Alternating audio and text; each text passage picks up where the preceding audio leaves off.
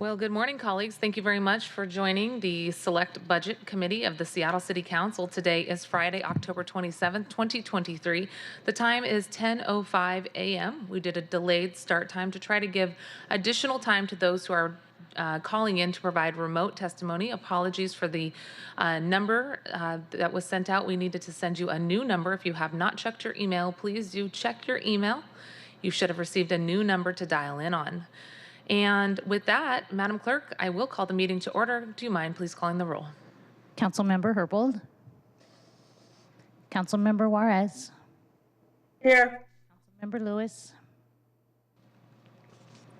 Present.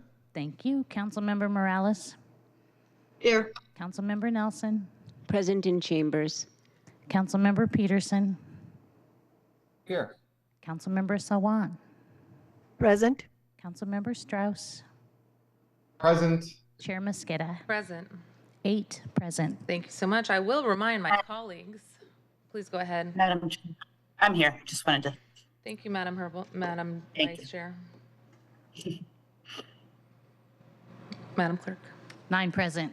Thank you so much. I will remind my colleagues, whether you're present in chambers or remote is not important. We want to make sure that everybody feels safe where they are, given the ongoing pandemic and the flu and multiple communicable diseases. Everybody has their own reasons for participating in the ways that we've offered, especially because of the vulnerable community members that we may have directly within our family or as individuals ourselves. So thank you so much all for being here today. Madam Clerk, we have one item on the record today. I will get to that one item after we hear everybody who is offering their public comment here this morning with us. We have almost 50 people who've offered to give us public comment this morning, and we will make sure to get through everyone. Our intent is to make sure that we have the chance to hear from you, and in order to make sure that we get through everyone in the hour and a half that we would like to allocate to public comment this morning, each person will be given 1 minute and 30 seconds, a minute and a half to provide public comment. If anyone needs interpretation services, each person, the interpreter and the person who's testifying, has a chance to offer a minute and a half, so we don't shortchange anybody inequitably. I want to also encourage people to speak to direct items that you might see on the list provided via the agenda here today. The agenda has been posted and it is online. It's also available to folks in the room here. We could probably get you some in paper copies if you'd like to see the list of amendments. That's no problem. And for folks who are watching online, you're encouraged to take a look through those list of amendments. We have an initial item that is on our balancing package for today, and that includes one agenda item. Agenda item number 1 will allow for us to have an initial discussion of the amendment concepts. Then we will have the opportunity to vote on those concepts November 13th, 14th, and 15th. If there's no objection, today's agenda is adopted, which includes that one agenda item and public comment. Hearing no objection, today's agenda is adopted. Again, colleagues, today we have one initial item for discussion. That is the summary of the chair's balancing package. I will later provide you with a visual of the summary document. We have offered the chance to dive into the budget details in a short 4-page summary document that our team put together, and I'll give you a chance to take a look at that online. It is also linked on the agenda. Thank you very, very much to Patty, who puts together materials. It is linked on our agenda that helps to summarize all of the good work that the council members have done in deep collaboration with community and in some cases with the executive office as well, as we look to enhance the 2024 budget. The amendments that were already included in last Friday's rollout of the chair's balancing package include very many dozens of ideas that were included from our council colleagues that came directly from community, and I encourage you to take a look at those. Today's conversation is about enhancing, amending, and changing that proposed initial balancing package so that we can have a robust discussion over the next 2 weeks about which amendments that have been offered to that balancing package then get voted on and included on November 13th and 14th. Colleagues, I appreciate that you have been so gracious to offer the various amendments that we have linked on the agenda here today, and we will have a chance for each of those prime sponsors to walk through their amendments. And for folks who are dialing in, I hope we gave you enough time to get signed in with that new number. We will start with some folks in the room first to, again, allow for more people who are dialing in remote to be present when we call their name. With that, I think, Madam Clerk, we're going to do 10 people in the room and then 10 people online. Is that how we want to operate this? Yes. Excellent. Thank you very much. And again, thanks to everybody who's dialed in. If you have a friend who has dialed, who wants to offer public comment this morning and is worried about the number that they've received, please do remind them that there is a new phone number that they should have received via email. We'll make sure to get through everyone. The public comment period is now open. As a reminder to folks, whether you're in person or whether you're remote, doesn't matter. Your word is equally important, so we appreciate you dialing in today. Whether remote or in person, you'll hear a chime when you have 10 seconds to wrap up your comments. We encourage you to wrap up your comments so you don't get cut off. If you have additional comments, and I'm sure you do, because a minute and a half or even 2 minutes or 3 minutes is not enough to communicate your priorities, please send them over to council@seattle.gov. The entire council receives those immediately when you send those over. You'll hear a chime bing when you have 10 seconds to wrap up your comments, and please go ahead and do so. For folks who are dialing in remotely, please hit *6. You're going to hear a prompt that says you are unmuted, but you do need to hit *6 on your own line to unmute yourself so that so that your audio can come through, and double check that your own phone is not hit on mute as well. With that, Madam Clerk, I'll turn it over to you, and thank you very much for managing and calling the names on today's public sign-in list. Thank you. Our first in-person speaker is Jacqueline Castillo. And please remember to speak close into the microphone. Is this one okay? Yeah. Okay. Go ahead. Buenos dias, good morning, council members. My name is Jacqueline Garcia Castillo. I am the founder and executive director at Mujer al Volante, Woman Driving. Thank you for the 2% for wage equity. We were not able to put a request for this year, but we are grateful for the investment in wages, and we look forward to building a relationship with you. We are a nonprofit located in Seattle, but we are serving women, immigrant, refugee, and asylum women and mothers from Seattle. They are traveling and commuting more than 3 hours to get our services in Federal Way. We want to expand our services to Seattle area next year, and we would like to have your support to serve immigrant and asylum and refugee mothers, low-income immigrants from Seattle. A driver's license is a huge need out there between those communities, and we are here to support the women to get the driver's license to being able to work, study, and taking care of their families. This is a very basic need. We are a unique program. We are the only one program in the Washington state, and we are here to advocate for immigrant, refugee, and asylum women and mothers.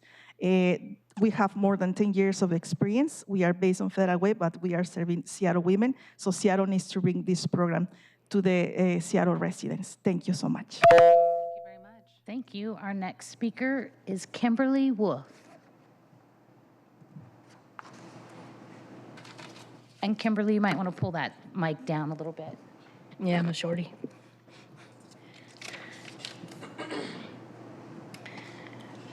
My name is Kimberly Wolf. I'm a gig worker and a pay-up campaign leader. I'm here to talk about the 10-cent fee for the app-based companies. In just a couple years of the original PSST, the emergency one, OLS recovered about $14 million for gig workers. If that's how much that can be recovered for one ordinance in just a couple years, just imagine the work that needs to be done for 3 ordinances, especially the beginning of an ordinance which has to be enforced a little more strictly so that everybody gets on board. If you have to decide in priority on how many you need to fund, the minimum pay and the deactivations are the most crucial. But I encourage you to honor the original commitment that you made by passing these, by properly funding the legislation. We wouldn't be talking about this right now if big business had taken care of us to begin with. And they're not gonna. It's not part of their bottom line unless they're made to. And OLS is the one who's going to make them do it. Sarah Nelson, you say that you're for businesses, but don't forget that gig workers are small businesses. And we need your support. Thank you. Thank you. Thank you. Our next speaker is Kat Ogden.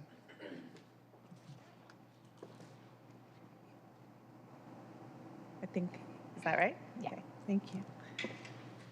Hello, my name is Kat Ogden. I'm the chair of the Seattle Film Commission, and I would like to speak to the balancing package and the proposed ongoing funding for the Seattle Film Commission and the Seattle Music Commission.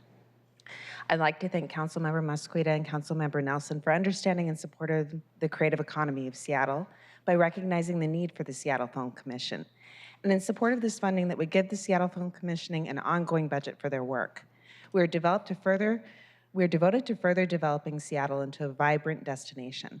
The Film Commission is in its inaugural year, and in the short time that we have met, excuse me, a mere 7 meetings, we have proven ourselves a strong, cohesive body that works in concert with each other. Our Marketing and Branding Committee has already delivered to the Office of Economic Development a priorities document that begins firstly with branding. We are deep into discussions of how to represent Seattle at the Association of Film Commissioners International. We collaborated with the Arts Commission to deliver a strong set of recommendations that balance equity, inclusion, and workforce development for the public benefit of the former Cinerama. We've met with the Music Commission at a mixer and with their chairs with the intent of workforce and community collaboration. I also want to speak in support of the Skill Up Workforce Development Funding for the Office of Economic Development, which can encourage training in below-the-line on-set film workers in union trade positions. Seattle is a world-class city. I know that we can build and brand ourselves into a unique production destination. After 7 months on the Seattle Film Commission, I have a deeper understanding of what this entails, and I'm wholeheartedly dedicated. Thank you. Our next speaker is Beth Barrett. Good morning. My name is Beth Barrett, and I'm the Artistic Director at SIF, and I represent position number 8, Film Festivals and Distribution, on the Seattle Film Commission. And I'm here to speak in support of the funding proposed to support both the Film Commission and the Seattle Music Commission. Thank you to Councilmember Nelson for recognizing the importance of the creative economy in Seattle, and Councilmember Mosqueda for including film in this package. A healthy film economy in Seattle means jobs. It means community connection, it means a pathway to a career in the arts, and it means the creativity that is so strong in our community is allowed to shine. As a film commissioner, this funding will allow us to attract national attention to the strength of our film industry here in Seattle, to speak to youth and underrepresented communities about careers and jobs in the film industry, and support the story of Seattle itself.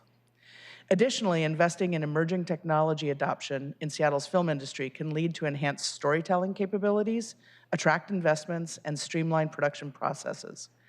By integrating technologies like VR, AR, and AI, Seattle can position itself as a hub for innovative film production, attracting global talent and boosting local job opportunities in both the tech and film sectors. This is the work of the Seattle Film Commission, is to bring all of these parts together, and thank you so much for your support. Thank you. Our next in-person speaker is Will Maeda.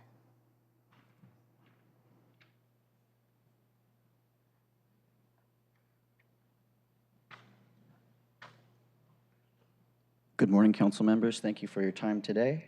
My name is Will Maeda, and this is in regards to the budget of the tiny house villages here in King County and also in other counties in the near area. I have documentation that staff there are armed with guns and that management is aware of this. And to people experiencing homelessness, they're some of our most vulnerable neighbors. And for them to be in a situation like that is deplorable. To Councilmember Tammy J. Morales of District 2, I'm good friends with Tanya Wu, and our families are both owners of properties in the International District. And we have lots of questions in regards to the safety of such a village coming in our area. My family's been in Washington State and Seattle since late 1800s. We had a hardware store in the International District. In regards to the office of the mayor, I've been trying to have conversations with Tim Burgess, and I have been having conversations with Cindy Wong, who is the strategic marketing manager to the office of the mayor. I want to have a conversation with the city council members to be part of this before I enter the realm of Staff reporter Guy Oron with Real Change, former associate editor Tobias Coughlin-Bogue with Real Change, NPR KNX reporter Scott Greenstone, and CBS News Radio morning host Dave. Thank you. Our next in-person speaker is Melissa Purcell.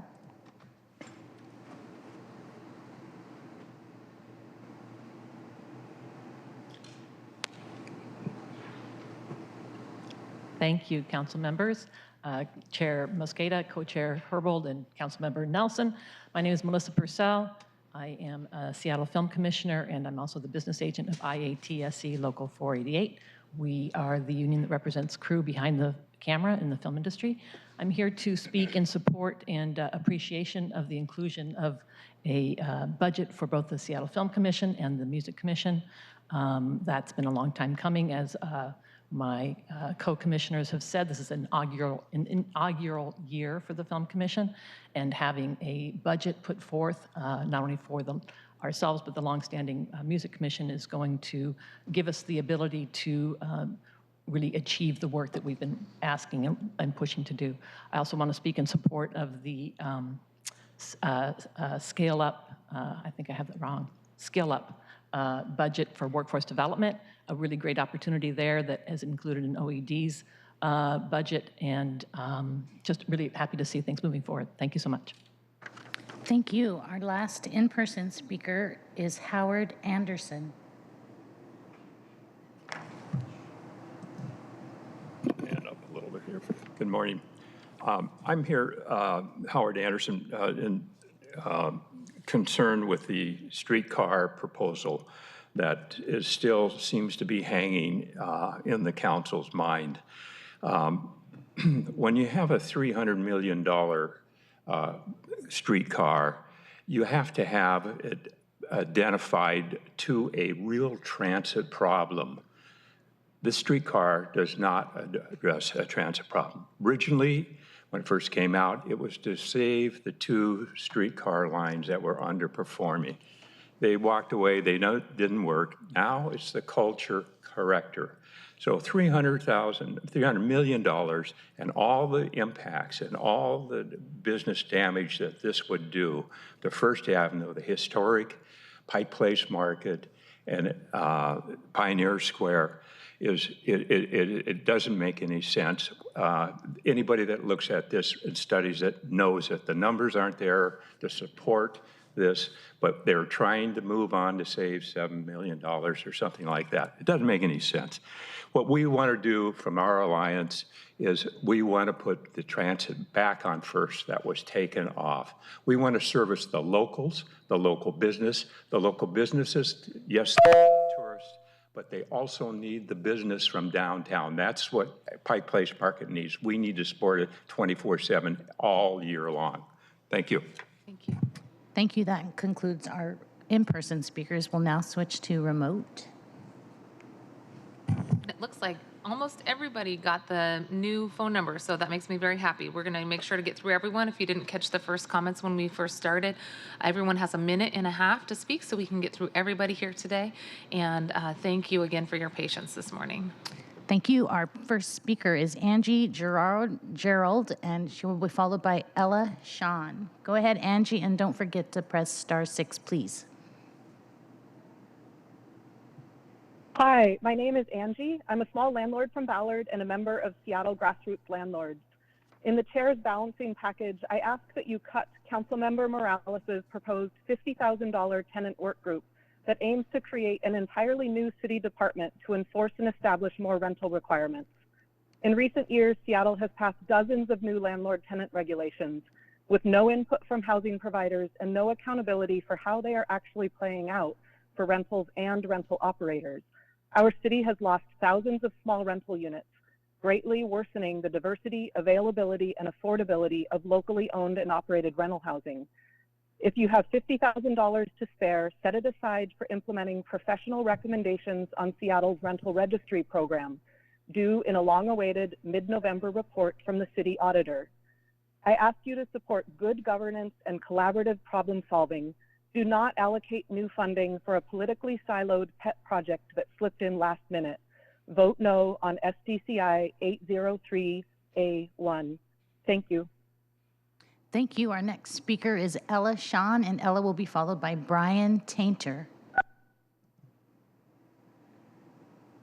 Hi, my name is Ella, and I live and work in North Seattle as a child care worker. I'm calling today to urge you all to cut ShotSpotter from the Seattle City budget. It has been shown with multiple studies not to have any significant impact on firearm-related homicides, and worse, it leads to racial profiling and more contact between communities of color and the police. I would imagine that so many times as council members, you're asked to try to adopt a new idea that you don't know if it works yet. In this case, you actually have a really, really easy decision, and we know that ShotSpotter doesn't work. So I urge you to spend that $1.8 million elsewhere, possibly towards housing, guaranteed basic income, help with childcare. There's so many different ways we can help with our public safety that doesn't have to do with ShotSpotter. Thank you. Thank you. Our next speaker is Brian Tainter, and Brian will be followed by Shayna Lepard. My name is Brian Tainter. I'm a D3 voter and program manager with the Meals Partnership Coalition. I'm here today to speak in favor of Budget Amendment HSD 005, adding a one-time investment of $300,000 in 2024 for food and operational costs for meal providers. I want to thank Councilmember Strauss for introducing this amendment and Councilmembers Lewis and Herbold for their support. Rates of food insecurity and hunger in Seattle increase every year. Meal providers serve more than 5 million safe, nutritionally dense, culturally relevant meals each year across every district in Seattle. These meals are served in open meal sites, youth and adult shelters, after-school programs, tiny house villages, at more than 150 sites throughout Seattle. Since 2022, more than $4 million of city funds have been cut from the meal system. There has been absolutely no decrease in the community's need for safe and reliable access to free meals. When pandemic-era supplemental SNAP benefits were discontinued earlier this year, meal providers saw immediate and sustained increases in the number of people relying on their meal services every single day. Many meal providers are serving more meals every month now than they were in the height of the pandemic. The meal system has been stretched to the limit for years as critical funding disappears. However, meal providers have proven that as long as they can pay their staff, fix broken equipment, and pay utility bills, they continue to show up for communities experiencing food insecurity every single day in every district. This investment will alleviate some of the pressure on this strained system by keeping freezers cold, vehicles running, and meals flowing to communities experiencing food insecurity every district in Seattle through 2024. Thank you. Thank you. Our next speaker is Shayna Lepard, and she will be followed by Allison Eisinger. Good morning, council members. My name is Shayna Lepard, and I'm the Director of Centralized Client Services at Youth Care. I support youth care teams in schools, the juvenile legal system, doing street outreach, and more.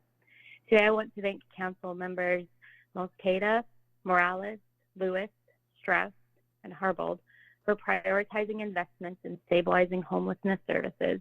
We're appreciative of the funding put towards inflation adjustments and wage increases across all HSD contracts, and ask that this funding is maintained in the final budget.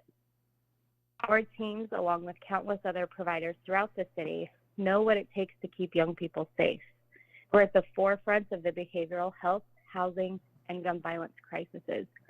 Young people rely on the relationships that they build with our staff in order to stabilize now and build the skills to remain stably housed well into the future. Burnout and turnover among our staff make these relationships impossible. We all know that more programming, more staff, and more housing is needed. The investments in this budget are an essential first step. As you finalize this year's budget, please maintain these investments to ensure that we can continue to do the work needed to build stable, thriving futures for our young people. Thank you for your time. Thank you. Our next speaker is Allison Eisinger, and Allison will be followed by Latanya Savare. Good morning, council members. Thank you for the opportunity to comment. My name is Allison Eisinger. I'm the director of the Seattle-King County Coalition on Homelessness. Often we hear that there's a critique of homeless services, including housing for people formerly homeless, that goes like this. This is a fragmented system, and we have to consolidate it.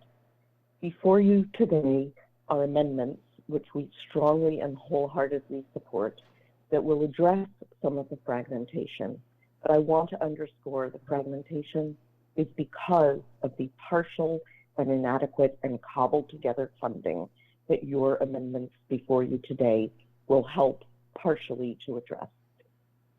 There are 17 organizations that run 16 permanent supportive housing programs, 7 rapid rehousing programs, and 5 transitional housing programs that have been transferred from the City of Seattle to the KCRHA. That was supposed to consolidate and streamline things. But instead, those agencies, their staff, and the people they serve are currently being punished by being excluded from the 7.5% mandatory inflation adjustment and the 2% wage adjustment.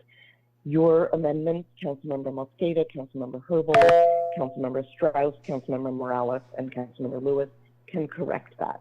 You can also correct the exclusion of 16 programs that have been funded one time.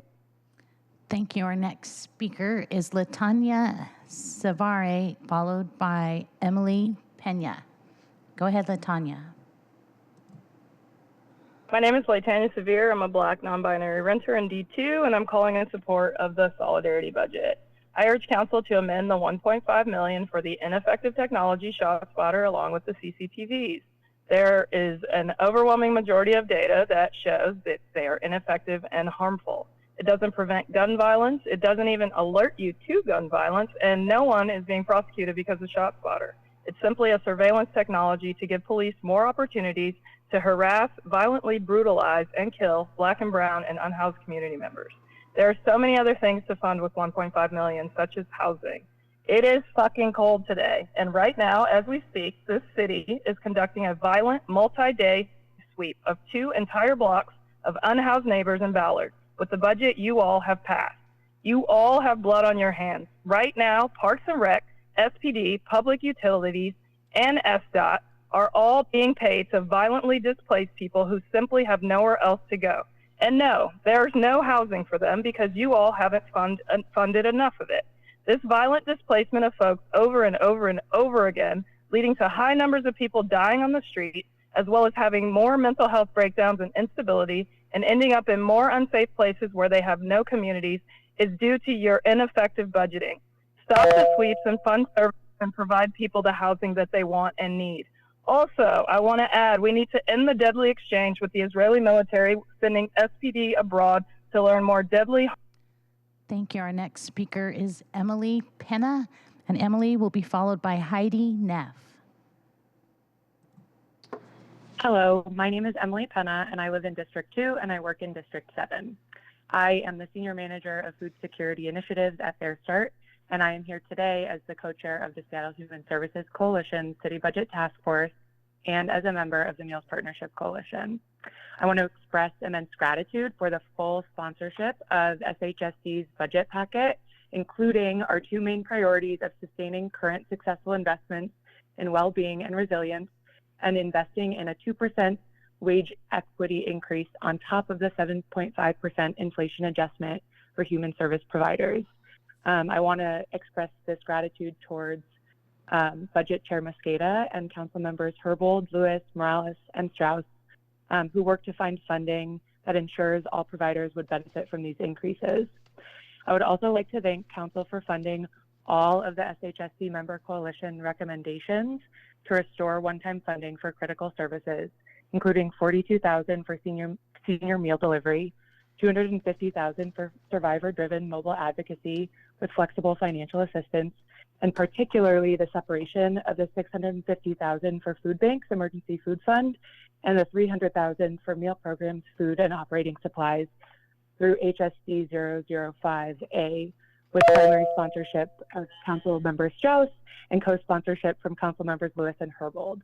Meal programs and food banks provide hunger relief and food security that are critical pieces in the broader ecosystem of human. Thank you. Our next speaker is Heidi Neff, and Heidi will be followed by Camille Gix. Go ahead, Heidi. Good morning, council members. I'm Heidi Neff with Catholic Community Services, a member of the Coalition on Homelessness and Seattle Human Services Coalition. I live and work in Seattle. As you are aware from the UW study, human service workers are significantly underpaid for the skilled and vital work they perform in our community. We're grateful for the mayor's budget for human services, including the required 7.5% inflation adjustment, as well as the 2% adjustment for wage equity. This is a great start, though more will be needed to help agencies like CCS to hire and retain the professionals that our clients deserve. We should not have to have wages that mean our staff are eligible for our services, or that they have to leave the sector to provide for their families. We also request that wage adjustments include the full range of contracts that support our most vulnerable neighbors, regardless of the department managing the contract. One example is the CCS Noel House, funded by a COC contract with KCRHA, providing stable housing for 20 women who have been chronically homeless to help them work towards their long-term goals. A second example is the CCS Tenant Law Center, funded by SBCI to provide critical support for neighbors facing eviction. In summary, please provide ongoing and equitable funding for the programs that support our neighbors most impacted by poverty. Thank you. Thank you. Our next speaker is Camille Gix, and Camille will be followed by Mary Lynn Yim. Go ahead, Camille. Good morning. My name is Camille Gix. I'm the Policy Associate at Real Change, and I am calling in today to share the sentiments in support of the Solidarity Budget 9 guarantees from several vendors with whom I've spoken over the last couple of weeks. It is ridiculous that we have to come here and ask you to fund such basic things as housing, food, health, and transportation. People are literally dying, and we as a city continue to pour money into programs and policies that have been proven not to work. We are approaching 300 public homeless deaths in this year alone, while we give a third of our entire budget to the criminalization of people who are fighting to survive. There are dozens of studies and reports that highlight the ineffectiveness of policing on substance use, and yet this is the only approach Seattle is willing to take, demonstrating just how little importance the lives of our unhoused neighbors are. By trying to criminalize the problem away, you are prioritizing the comfort of the wealthy over human lives. We need harm reduction, we need safe consumption sites, we need permanent supportive housing for those currently suffering, and we need social housing to prevent more people from entering homelessness. We need easily accessible sidewalks and bike lanes in every neighborhood, and we need you to do everything in your power to make this city livable, which must include increasing Jumpstart, passing new progressive revenue, and at the very least, cutting back on police spending like ShotSpotter, because arresting and jailing people will never address root causes. Thank you. Thank you. Our next speaker is Marilyn Yim, and Marilyn will be followed by Alice Lockhart. Good morning, Council. Thank you for having us today. My name is Marilyn Yim, and I wanted to specifically address an item on the budget amendments, and it's SDCI 803A1, a $50,000 Office of Rental Housing Standards. I wanted to flag this to your attention because I believe that it is duplicating an effort that's already in motion within the city government. The city auditor's office is currently working on a report right now that's looking at the SDCI Rio office, which already handles tenant complaints and rental housing standards. And they have a report that is imminently coming out, I believe, next month. In the middle of November, it's due out. And we already know that the auditor's office does a very thorough, amazing job of putting out recommendations for change and for improvements. And I expect that they're going to be doing that for this office as well.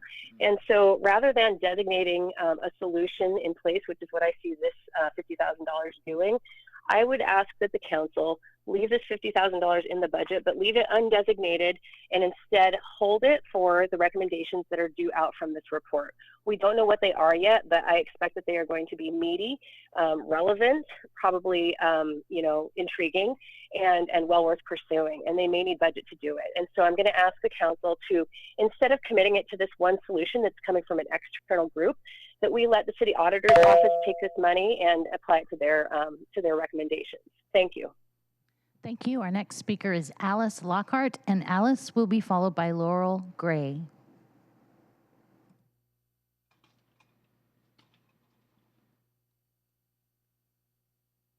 And go ahead, Alice. Good morning, Council. I'm Alice Lockhart with 350 Seattle in support of 100% of solidarity budget positions. But here's our thinking on Jumpstart spending. Thank you to Chair Mosqueda for a balancing package that fixes several uses of Jumpstart for other than its intended purpose. City and contract worker pay and other core government functions should not be funded by Jumpstart. In today's new amendments, we oppose Arts 004A1. Jumpstart should go to more equitable workforce development than Bumbershoot. We support Councilmember Morales' DON 001A1 that gives some of the mayor's Space Needle thinking economic revitalization spending to neighborhoods, but the amount for underinvested neighborhoods should for sure be more. We oppose Arts 803A1, which adds $675,000 from Jumpstart's funds for art and activation at Seattle Storm. Jumpstart should not subsidize professional sports. We oppose FAS 803A1, which uses $900,000 Jumpstart for labor standards, which we absolutely should fund, but not through Jumpstart. This is a core government function. Please raid the Ghost Cops slush fund instead. We oppose Councilmember Sawant's $30 million raid on Jumpstart to subsidize good but core government functions in provider pay in schools. We look to Council to find progressive revenue to fund this in 2025. Thank you. Our next speaker is Laurel Gray, and Laurel will be followed by Jesse Friedman. Go ahead, Laurel.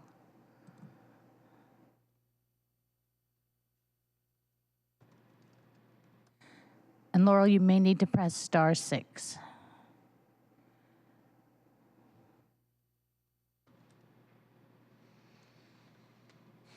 Okay, we may come back to Laurel. Let's move on to Jesse Friedman. Go ahead, Jesse. Good morning, council members. My name is Jesse Friedman, and I'm the Policy Director for Youth Care. Calling in today to thank Budget Chair Mosqueda and Council Members Herbold, Lewis, Strauss, and Morales for prioritizing investments in our human service programs and workforce. We're specifically and especially grateful for amendments that provide inflation adjustments and wage increases across both COC and one-time funded contracts. These investments will help us support our skilled, dedicated, compassionate staff to stay in the field with young people. They'll help our organization invest in our team without reducing critical, relied upon programs to offset the costs. I also want to extend deep appreciation for investments to all human services. We know that homelessness doesn't exist in a vacuum. 43% of Youth Care's young people have experienced domestic violence, and many experience food insecurity. It is critical that we maintain the investments in this budget and dedicate ourselves to continuing to prioritize them in future budget cycles. We're fortunate to have such strong champions on this council as we commit to this work moving forward. Thank you. Thank you. Our next speaker is Kitty Wu, and Kitty will be followed by Naomi Natsuhara. Good morning. My name is Kitty Wu, and I'm co-director of 206 Zulu, and I currently serve as the chair of the Music Commission. I'm here in appreciation and support of the request for $20,000 for the Film and Music Commission. The work that we've done through the pandemic in support of the creative economy deserves a budget, and this is a really small request. Supporting the Film and Music Commission aligns with our city's long-term goals of promoting diversity and inclusivity.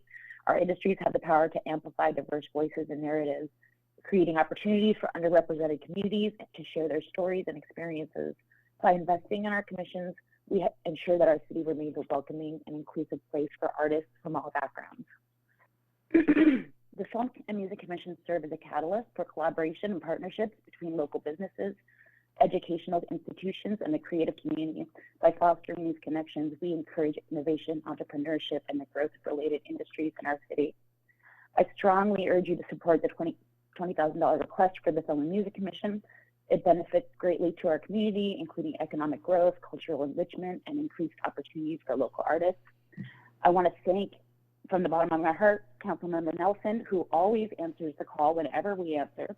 I just want to say, as a homeless person 20 years ago who was addicted to drugs in this city with a family, let's please support our youth. Let's please support the unhoused, the homeless, feed people, and this can all be solved with a really small tax to our men's sports.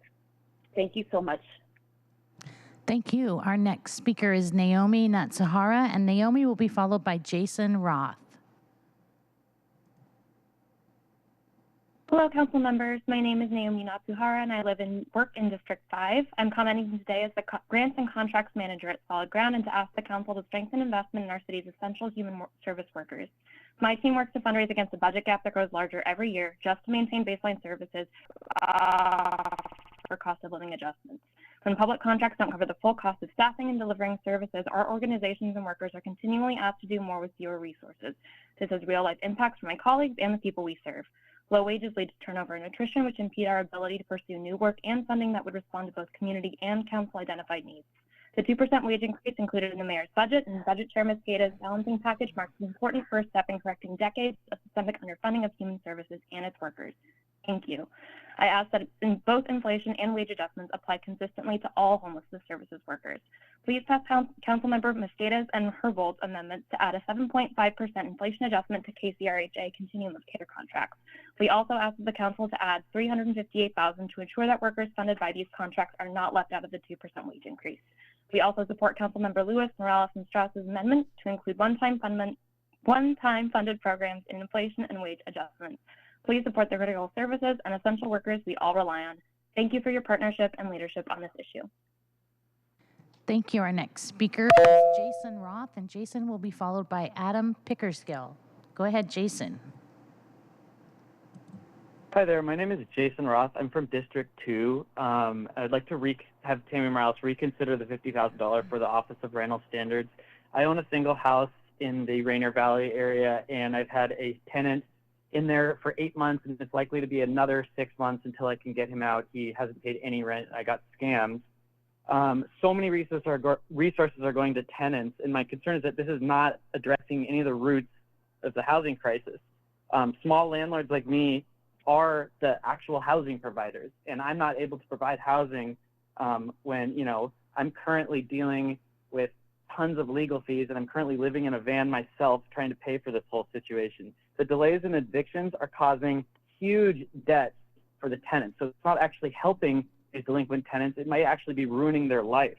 The courts are clogged up. It should not take a year to get a delinquent tenant out so I can get back to doing what I know how to do, and that's provide housing. The current eviction environment discourages people from opening their doors to rent to others. There's thousands of empty rooms in this city that people don't want to rent because they're scared. So right there's plenty of resources available to get people housing, and they're scared to do so. I think that speaks volumes. States like California are providing assistance to housing providers like me, but Washington has nothing, and that should be reconsidered. There should be help for me so that I can get back to providing help and housing to tenants. Thanks. Thank you. Our next speaker will actually be Fanika Zhang, and Fanika will be followed by Aiden Nardone. Good morning, Council. My name is Fanika Zhang, and I'm calling today on behalf of Solid Ground, wanting to thank and support Councilmember Lewis, Morales, Strauss, Mosqueda, and Herbold for offering their amendments to strengthen the investment in human service workers and to ensure that both inflation and wage adjustments apply consistently to our homelessness service system. I know that Alice and some other commenters have touched, Allison and other commenters have touched on this a little bit, but want to just spotlight the continuum of care contracts for your support. There are currently 28 continuum of care funded programs that would experience functional cuts if they no longer receive their inflation adjustments next year. And Solid Ground's Journey Home Rapid Rehousing is one of these programs.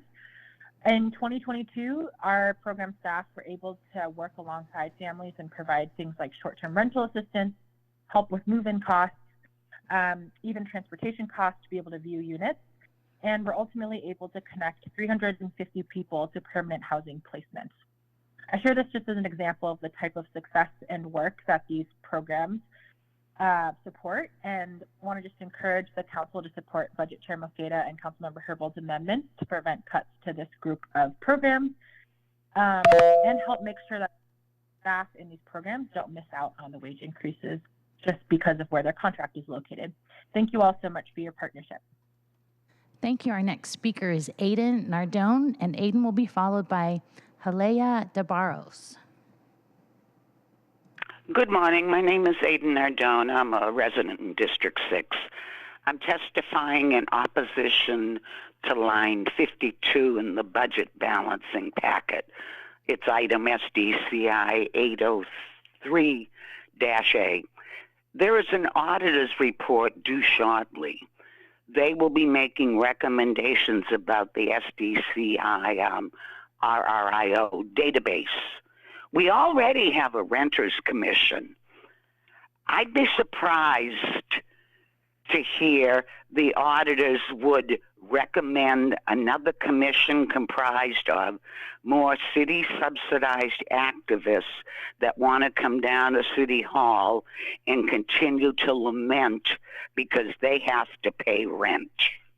Come on, guys, get with the program. Don't fund this budget item. Spend the money on effective legislation. Thank you. Our next speaker is Helea DeBarros, and Helea will be followed by Camille Baldwin-Bonney.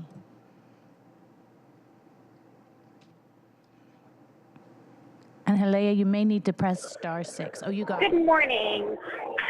Go ahead. Oh, yeah, sorry about that. Just didn't have my phone handy. Good morning. My name is Helea DeBarros. I use she, her pronouns. Thanks so much for having me here today. I'm the education director for Third Stone, which is a nonprofit that operates the Bumbershoot Arts and Music Festival and also our newly minted workforce development program. I'd really just like to take a moment to thank the council for your previous investment last year in our workforce development program. With that support, we were able to launch our very first cohort with the goal of removing barriers and building a more equitable and diverse creative arts ecosystem. So thank you for that support. We are currently in the process of building that pipeline with this fully paid training program.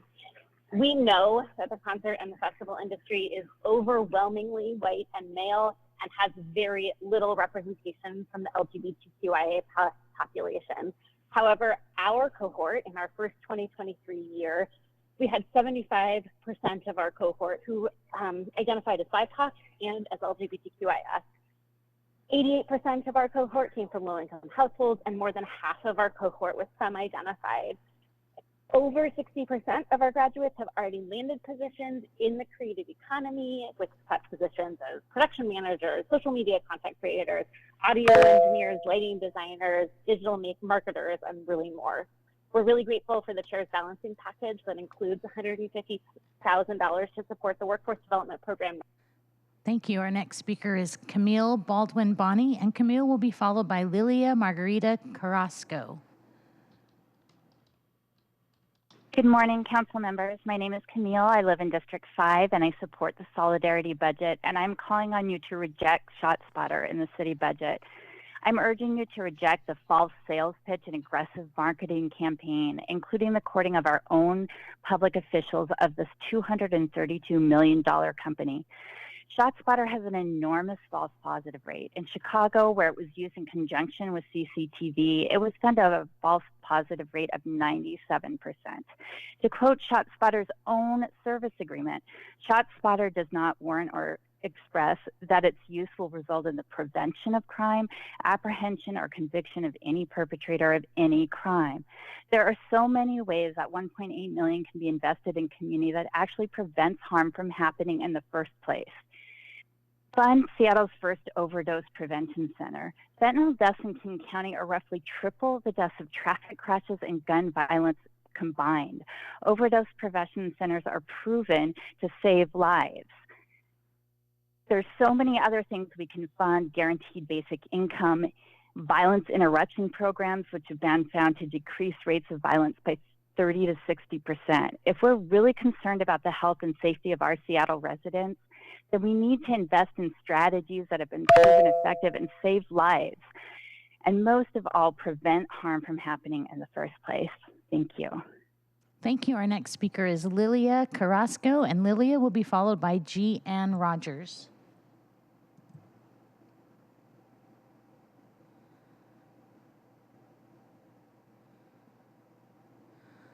And Lilia, you'll need to press *6.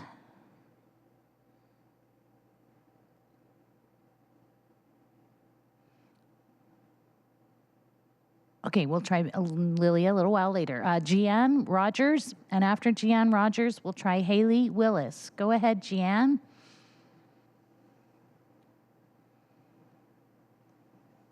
Hi. Good morning, council members and Chair Mosqueda. My name is Jeanne Rogers, and I'm here to urge your support in funding the United Way of King County's free tax preparation program. Many of us volunteer to serve the most vulnerable in navigating the complexities of filing a simple tax return. This includes single parents, most who are women, grandparents, widowed, unhoused, new to the country, gig workers, students, and those who are on unemployment. We not only prepare their return, we help educate and advocate for them when possible.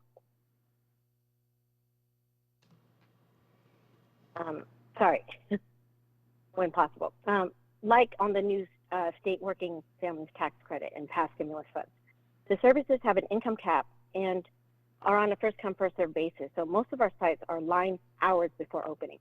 I urge the council to please restore the funding for United Way's free tax program to serve those most in need. Thank you for your time and consideration. Thank you. Our next speaker will be Haley Willis, and Haley will be followed by Karen Estevan.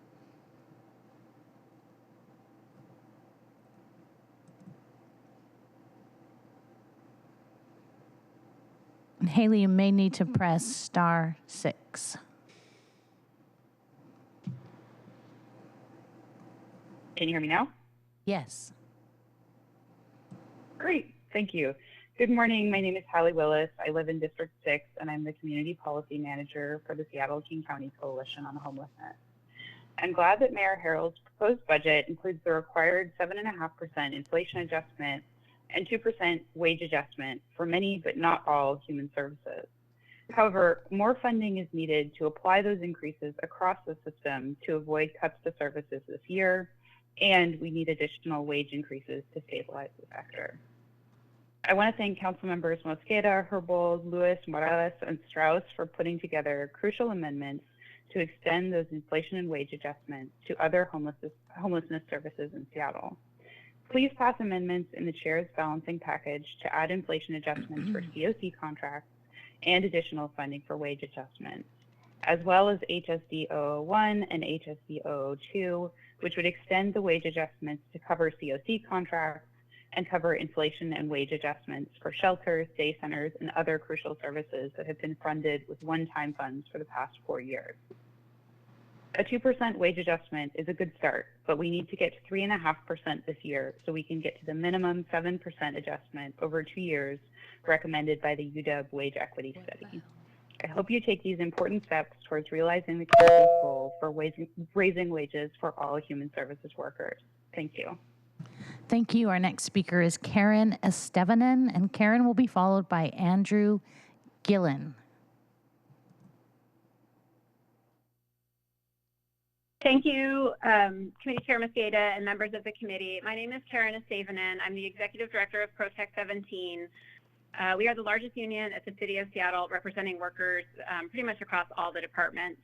I'm here because we are generally supporting amendments that increase revenue for the city, and I'm specifically seeking support of Councilmember Swan's amendment SG 501A1, adding $40 million to jumpstart funds that would be devoted to general fund planning reserves for workers of the city.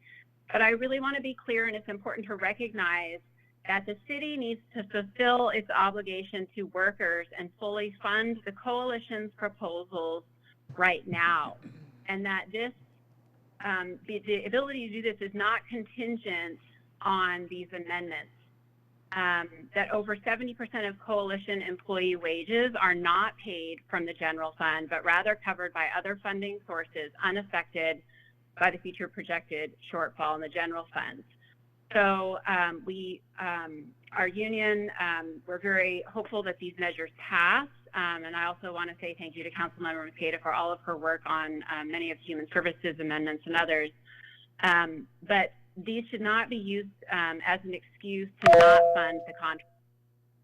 Thank you very much. Thank you. Our next speaker is Andrew Gillen, and Andrew will be followed by BJ Last.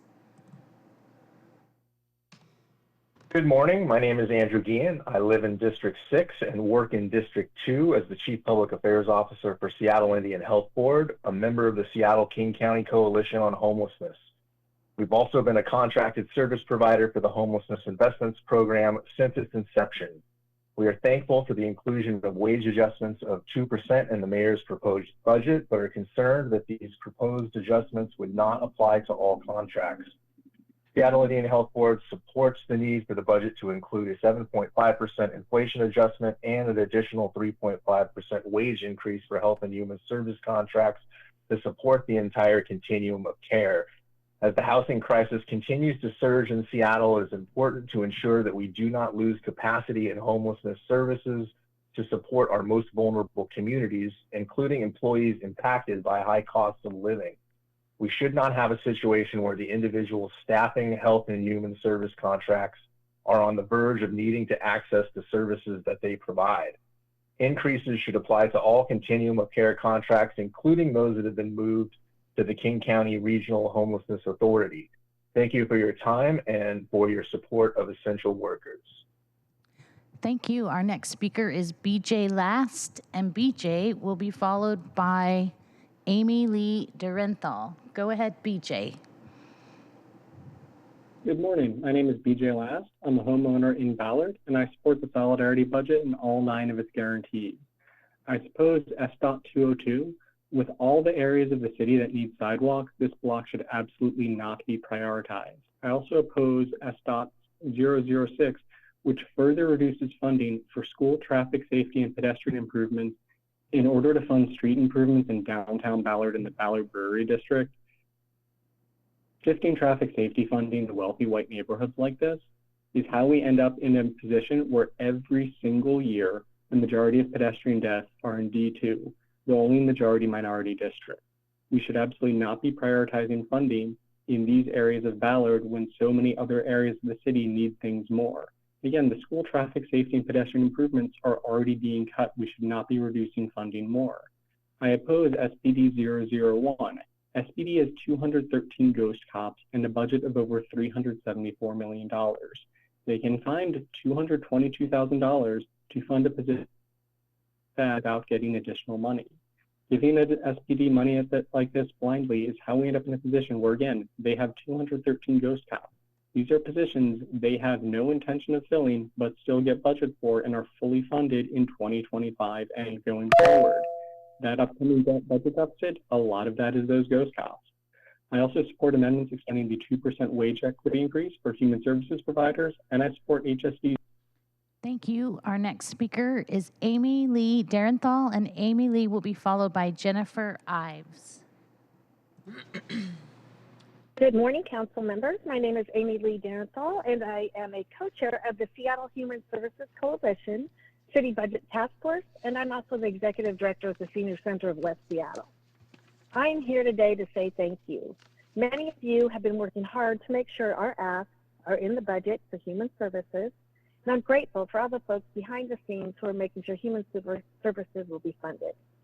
I also want to thank Councilmember Herbold for sponsoring our recommendation for senior mail delivery funding. You have been an amazing leader in your support of seniors. We all appreciate you very much. Without this funding, we would have had to end the senior meal delivery program, which continues to be the way we connect with isolated seniors who are unable to come into our senior centers for meals and community. We'll miss you, and thank you. Thank you. Our next speaker is Jennifer Ives. Jennifer will be followed by Jason Clackley.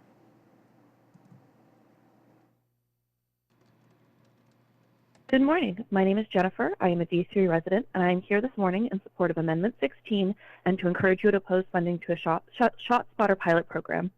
The last time I spoke before you, I spoke at length on the statistics behind ShotSpotter's historical ineffectiveness. Today, I am here to inform you that the nationally respected Electronic Privacy Information Center, EPIC, has formally petitioned the Department of Justice to investigate ShotSpotter for potential violations of Title VI, the Civil Rights Act. Their petition reiterates the multiple studies and reviews that have found ShotSpotter to have less than a 10% accuracy rate at identifying gunshots. It also emphasizes how ShotSpotter's reliance on heavily biased historical crime data to determine sensor placement reinforces patterns of unnecessary and ineffective over-policing and excessive use of force. ShotSpotter does not reduce gun violence, law enforcement response time, or improve community safety. What it does do is divert thousands of dollars in law enforcement hours into responding to predominantly false positives and reinforces internal and external biases that lead to over-policing and worsened outcomes for community members that interact with law enforcement. Gun violence is a serious issue. ShotSpotter is not the answer. It does not promote accountability, sustainability, or equity as the city claims to be focused on in this package. Vote yes on Amendment 16 and do not fund ShotSpotter. I yield the rest of my time. Thank you. Thank you. Our next speaker is Jason Clackley, and Jason will be followed by Alicia Baguette.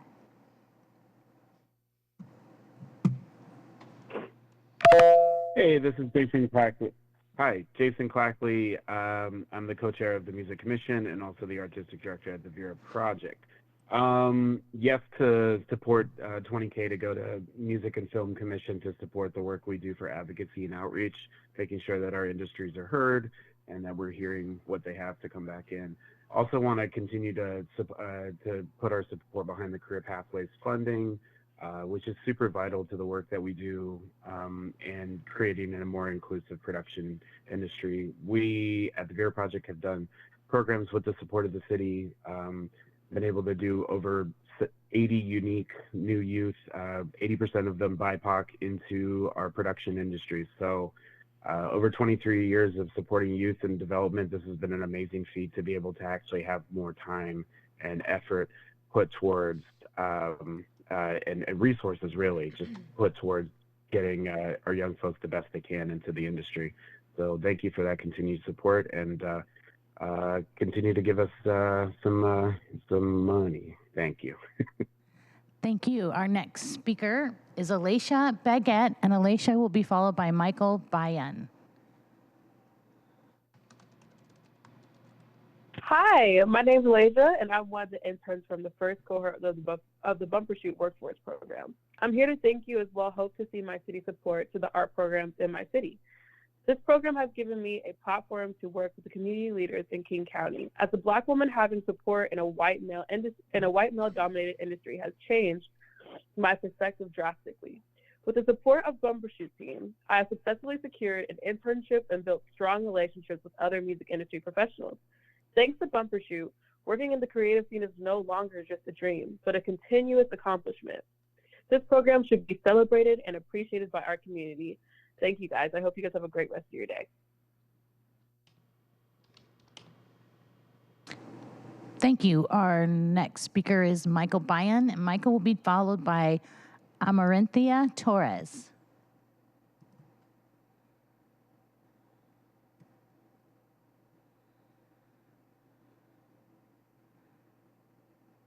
Michael, if you are there, press *6, please. Hello, my name is Michael Bian. I'm the Executive Director at Asian Counseling and Referral Service. I'm here today to speak in favor of the 2% increased wage equity for human service workers on top of the 7.5% inflation adjustment already included. The city's budget supports staff at ACRS who deliver critical human services. They include food security, services for youth and older adults, and immigrants and refugees. Over the last few years, due to the financial constraints with ACRS's human services contract with the city, we are challenged to ensure our staff have wages and salaries that combat inflation and the rising cost of living. At ACRS, we are seeing more and more of our committed people making difficult decisions to seek employment outside of ACRS, away from work at community-based organizations. Other colleagues are also moving out of Seattle and making longer commutes. The city loses important tax base. Our community loses vitality, diversity, and a specialized workforce who provide language and cultural specific services. For these reasons, I ask the council to fully support the additional 2% for wage equity on top of the 7.5% inflation adjustment for our human services workers, and to ensure ACRS and other safety net providers can support and retain their valuable staff. Thank you. Thank you. Our next speaker is Amaranthia Torres, and Amaranthia will be followed by Jessica Toon. Good morning, council members. My name is Amaranthia Torres. I'm the co-ED of the Coalition Ending Gender-Based Violence, and I live in District 2. Our coalition works with over 35 community-based orgs, all working towards gender equity and an end to gender-based violence. I'm speaking today to share appreciation for the budget amendment supporting the wide range of experiences folks have with gender-based violence. We are so pleased to see support for domestic violence services, especially with a focus on culture-specific programs that we know support some of the most vulnerable survivors in our city. Additionally, we support the continued effort to build meaningful alternatives to the criminal legal system for folks who've caused harm in their relationships. Thank you for listening to the voices of the community-led DV work group that called for these resources in our community. I especially want to thank Councilmember Mosqueda, Councilmember Herbold, and Councilmember Morales for their awesome leadership in this area and their hard work to ensure these amendments were included in the budget. Thank you so much. I join others from SHSC to share my gratitude for your support of SHSC's recommendation and really all the investments in supporting human service workers, such as wage equity and inflation adjustments. And I know many folks here have already spoken to that so eloquently. So I just echo that support and really appreciate so much all the dedication and support you all have offered during this budget season. We urge the council to maintain these critical supports. Look forward to working with you. Thank you so much. Thank you. Our next speaker is Jessica Toon, and Jessica will be followed by Daniel Bannon. Good morning, council members. Thank you for your time today and the opportunity to be heard. My name is Jessica Toon. I'm a resident of District 6, and I'm the Executive Director of the Recording Academy's Pacific Northwest Chapter and a current Seattle Music Commissioner. I wanted to speak today in support of Council Member Nelson's proposed CBA OED-805-A-1, which adds a $20,000 annual Jumpstart Fund to the Office of Economic Development in support of the Seattle Music Commission and the Seattle Film Commission. As chair of the Seattle Music Commission's Revisioning Committee, I'm leading our efforts to develop the Commission's vision, goals, and work plan to support a thriving creative economy and music sector in the city with all of my Commission colleagues. This requires intentional and focused dialogue and feedback with our community. In order to be successful in doing so, we need to elevate our profile and increase awareness about the Commission, extend our reach, and perform targeted outreach to ensure all corners of the ecosystem are represented so that diverse voices and perspectives inform our priorities and recommendations to the city about the music sector. This ongoing support and investment in the Music Commission will greatly improve our ability to support our local musicians and make relevant and informed policy recommendations to the city. I'd like to thank Councilmember Nelson for sponsoring this CBA, and thank you to the Council for your consideration. Thank you. Our next speaker is Daniel Bannon, and Daniel will be followed by Tom Harrington.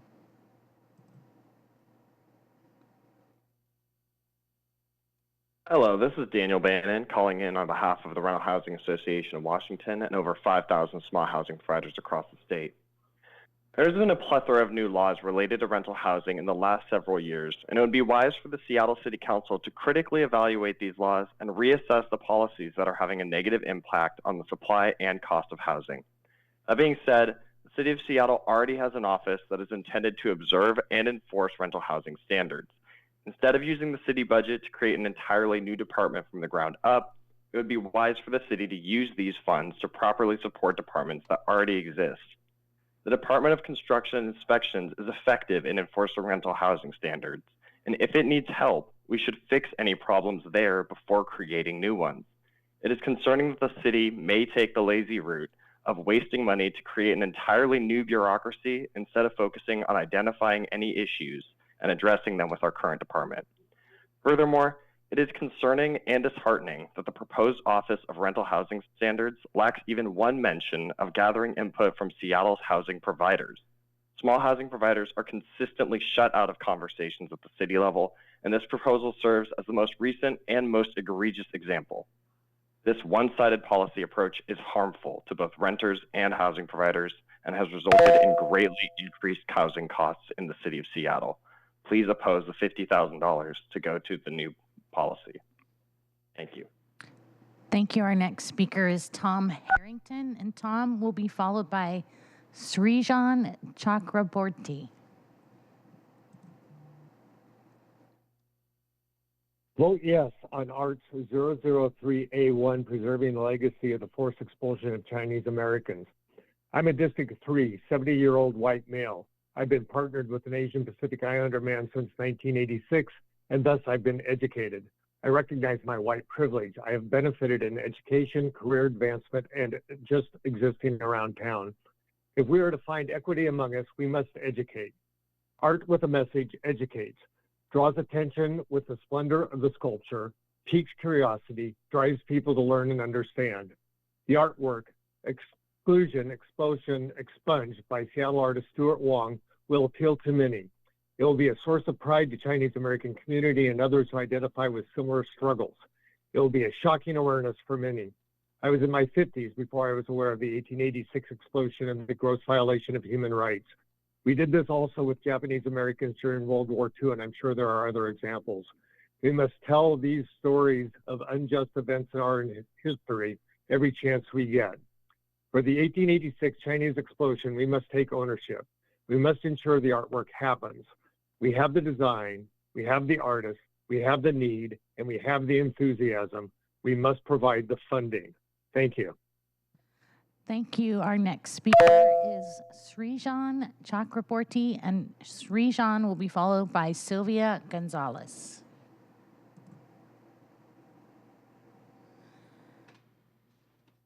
And Srijan, you may need to press *6. Hello. Good morning, council members. My name is Srijan Chakraborty, and I'm the co-executive director of operations at Hunger Intervention Program, or HIP. I want to thank Vice Chair Mosqueda and Councilmember Herbal for ensuring the 2% wage equity increase is applied to all human service contracts in the city.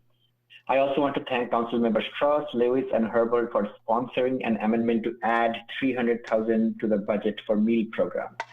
I ask the full council to support both of these investments and ensure that they end up in the final version of the budget. Low wages for human service workers are impacting HIP in our ability to retain passionate staff and fill vacancies. At HIP, I work alongside my colleagues who do incredible work, hard work, with dedication to the mission, with compassion and love, for very little pay or benefits compared to workers in other industries. They deserve more. This is not sustainable, and this is not right. HIP is also facing funding challenges. As you know, another speaker mentioned that in the last 2 years, more than $4 million in city funds have been cut from meal systems. We had to pause our senior meal delivery for a month in September, primarily due to budget constraints. And when we were calling seniors to let them know that we will start meal delivery again, we had seniors and couples with stage 4 cancer literally crying on the phone because they rely on the meals that we deliver to them. Again, my name is Srijan Chakraborty, co-AD at Hunger Intervention Program, and I would urge the full council to adopt a budget that includes wage increase for human service workers and $300K for. Thank you. Our next speaker is Sylvia Gonzalez, and Sylvia will be followed by Peter Wang.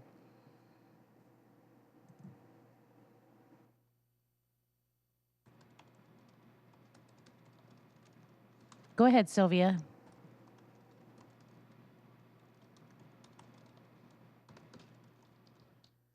Okay, Sylvia's line is unmuted, but we're not hearing her. So we're going to move to Peter Wang, and following Peter will be Dennis Sills.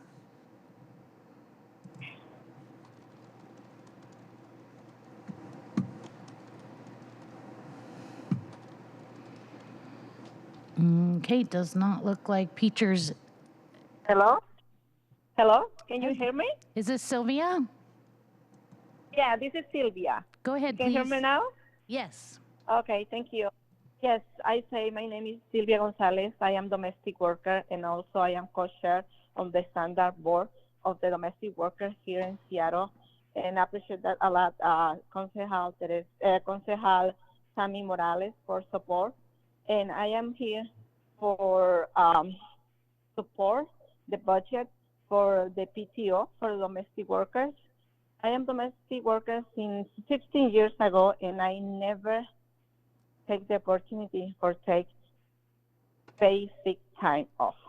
And this is very important for us, for domestic workers, is we need these kind of benefits like the same the another workers. And thank you so much. Thank you. Our next speaker is Dennis Sills, and after Dennis, we will go back and see if Laurel Gray is online. Go ahead, Dennis. Chair Mosqueda and committee members, on behalf of more than 1,100 residents and 350 staff members, thank you for the opportunity to comment on this year's proposed budget. My name is Dennis Sills, and I work for Plymouth Housing. Many of our residents spent years or decades outside, unsheltered from heat, rain, or the cold we all felt this morning.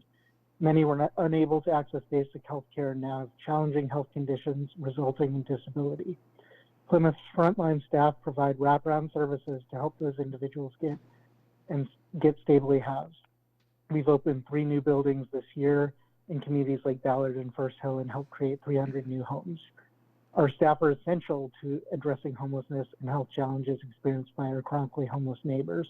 We're encouraged this budget makes meaningful investments in housing in our workforce. Thank you to Council Members Mosqueda, Herbold, Lewis, Morales, and Strauss for amendments to some of the important human services contracts with the city and KCRHA that support those staff members. At the same time, we also have concerns about amendments diverting Jumpstart funding. These investments are significant, but are needed given the enormity of our challenge. More than 13,000 of our neighbors are sleeping outside in the cold on any given night. We can and we should do more. We will continue to be engaged in this budget process, and we're committed to bringing our city forward together. Thank you, and we're also supporting the housing levy. Thank you. Our last 2 speakers will be Laurel Gray, and Laurel will be followed by Lilia Margarita Carrasco. And please remember to press *6 when you've heard that you've been unmuted. Go ahead, Laurel. Apologies for my technology issues earlier. Good morning, council members. My name is Laurel Gray, D5 resident and executive assistant at Operation Sack Lunch, more commonly known as OSL. I'm here today to speak in favor of Budget Amendment HSD 005, adding a one-time investment of $300,000 in 2024 for food and operational costs for meal providers. I want to deeply thank Council Members Strauss for introducing this amendment and Council Members Lewis and Herbold for their support. Over the last 2 years, Human Services has seen cuts in excess of $4 million. We are asked to do more and more with less and less, and it's simply not sustainable. In 2023 alone, OSL had no choice but to drop 992,000 nutritionally dense, culturally relevant meals served in permanent supportive housing buildings, shelters, and tiny home villages. The emergency meal system is indeed in a state of emergency. Our neighbors who have come to count on these meals have once again been told that they are not worthy of this very basic essential human right, access to a hot, nutritious meal. Most Seattle meal providers are one burnt-out chef who can't work another 70-hour week away from shutting their doors, one broken freezer compressor, one administrative staff member who acts as HR, driver, prep cook, dishwasher, grant writer, and case manager. When our doors shut, our neighbors experiencing hunger are forced to resort to whatever means necessary to get to their next meal. Food insecurity is a public safety issue. Cuts to human services is a public safety issue. And to that point, I want to thank Council Members Strauss, Lewis, and Herbold for supporting HSD 005. I thank you for your time, and I yield. Thank you. Our last speaker will be Lilia Margarita Carrasco.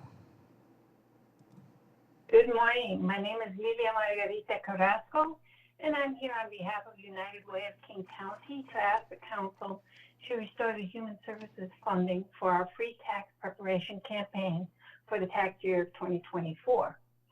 My passion is to assist Seattle's low-income residents to claim thousands of dollars in tax credits each year by filing a federal tax return. Taxpayers use these refunds to buy food, pay rent, and buy other necessities right here in the city of Seattle.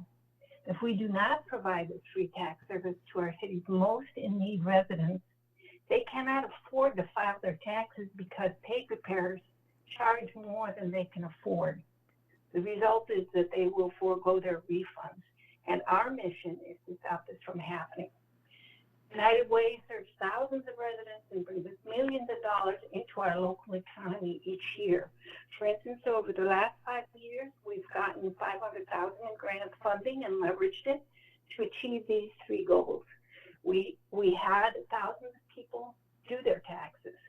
We helped get $42 million in refunds, and we've provided this service based on primarily volunteer work.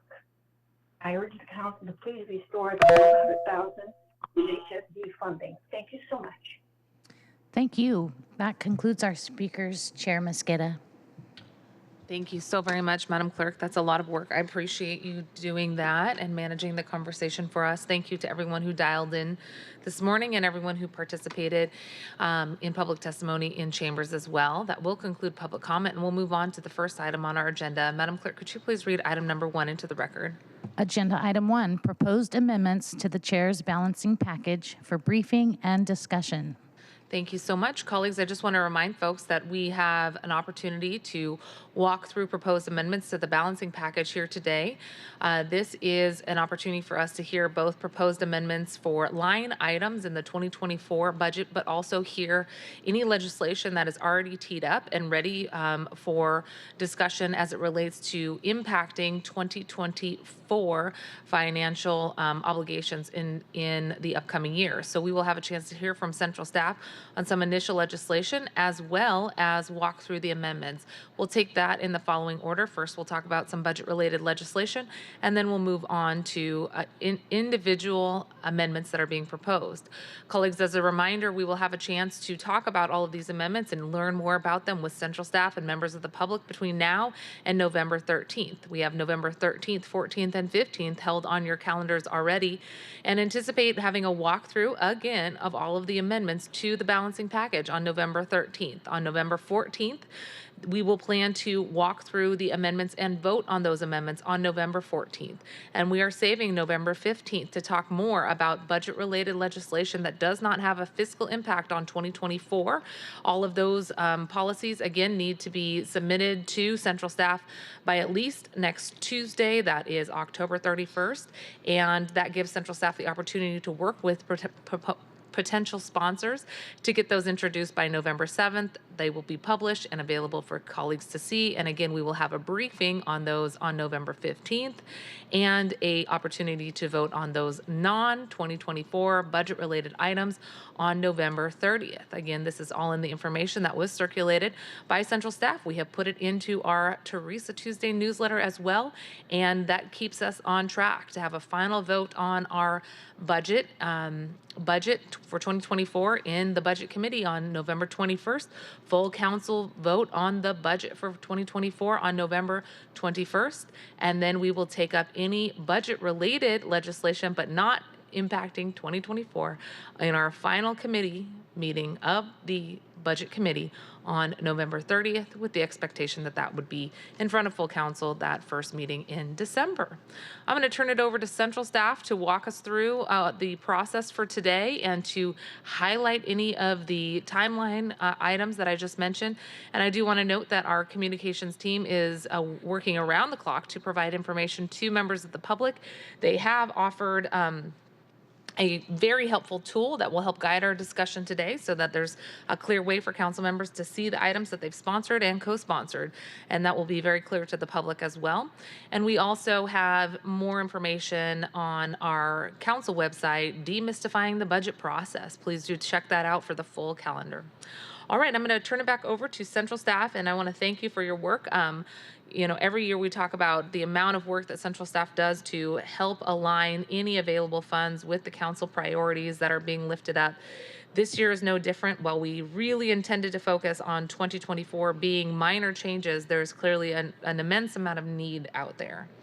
And that has necessitated us going and turning over every rock again to see where we can find additional funding.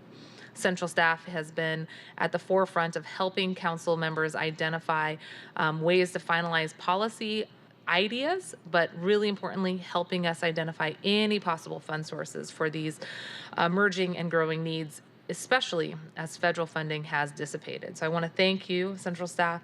Many of the one-time dollars that we included with American Rescue Plan funds or the coronavirus local relief funds from the federal government, all of those are no longer available. And as we see the ongoing need in our community, what council members have been trying to respond to is the ongoing need for many of these one-time investments to have either a longer exit or a softer landing. And we know that that is very hard to manage the increased need with stagnant revenue. So thank you for the work that you have done to help council members hone in on their policy ideas and really identify a fund source for community needs to be served. I'll turn it over to Director Esther Handy to walk us through the process. And again, we will focus first on legislation that has a 2024 impact, and then we will talk about the amendments to the 2024 budget. Thank you, Esther.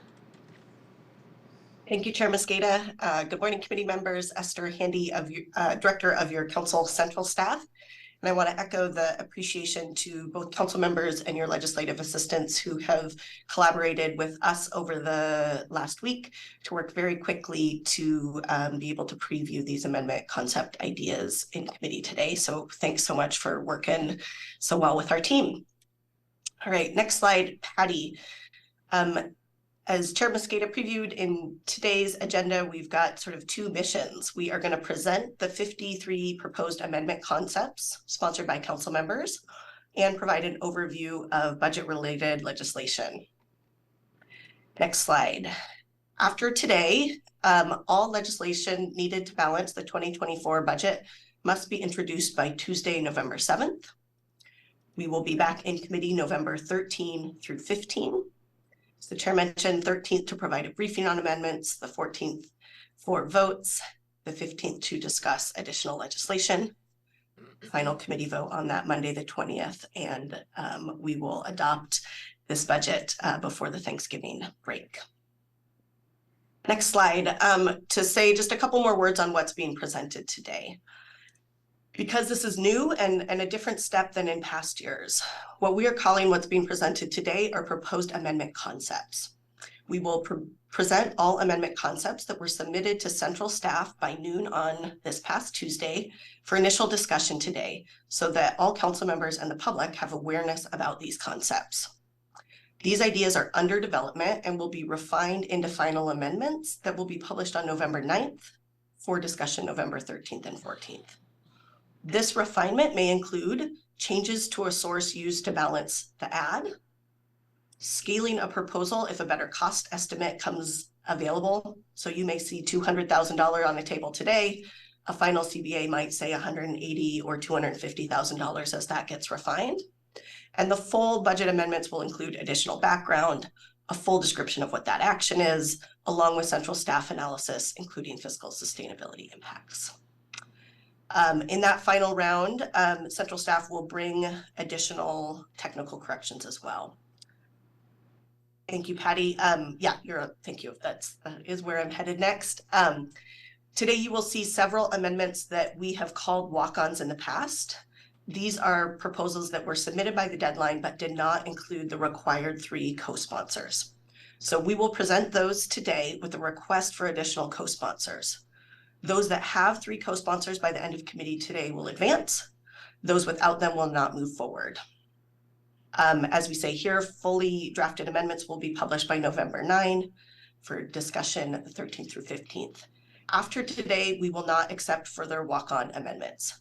So if next week you have an idea that you would like to add funding to create a new hippopotamus exhibit at the zoo, I'm going to tell you, I'm sorry, we are closed for business. But we will continue to work with all council members to refine the concepts that are presented today. And I just want to note, for the viewing public and the folks who are concerned about animals in the zoo, there is no proposal for a hippopotamus exhibit at the zoo. Just you can save those emails. We understand the concerns and appreciate the example that was given. Just while I have the microphone, Esther, thank you for underscoring that importance of having all of those items out here today is really helpful for central staff. And I'll just want to thank all of you on behalf of central staff for getting those amendment ideas in on Tuesday this week so that we did not have a situation that ended up in a budget that was out of balance as we try to consider all amendments on the 13th and 14th.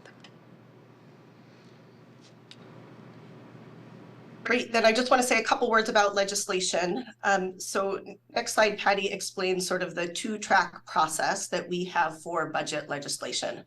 The first track is legislation necessary to adopt a balanced budget in 2024. As I mentioned, all that legislation must be introduced by November 7th. The November 9th date on this slide is when budget amendments will be published. Any legislation that is published after November 7th that hasn't been fully discussed today, I will update the amendment deadline for that legislation.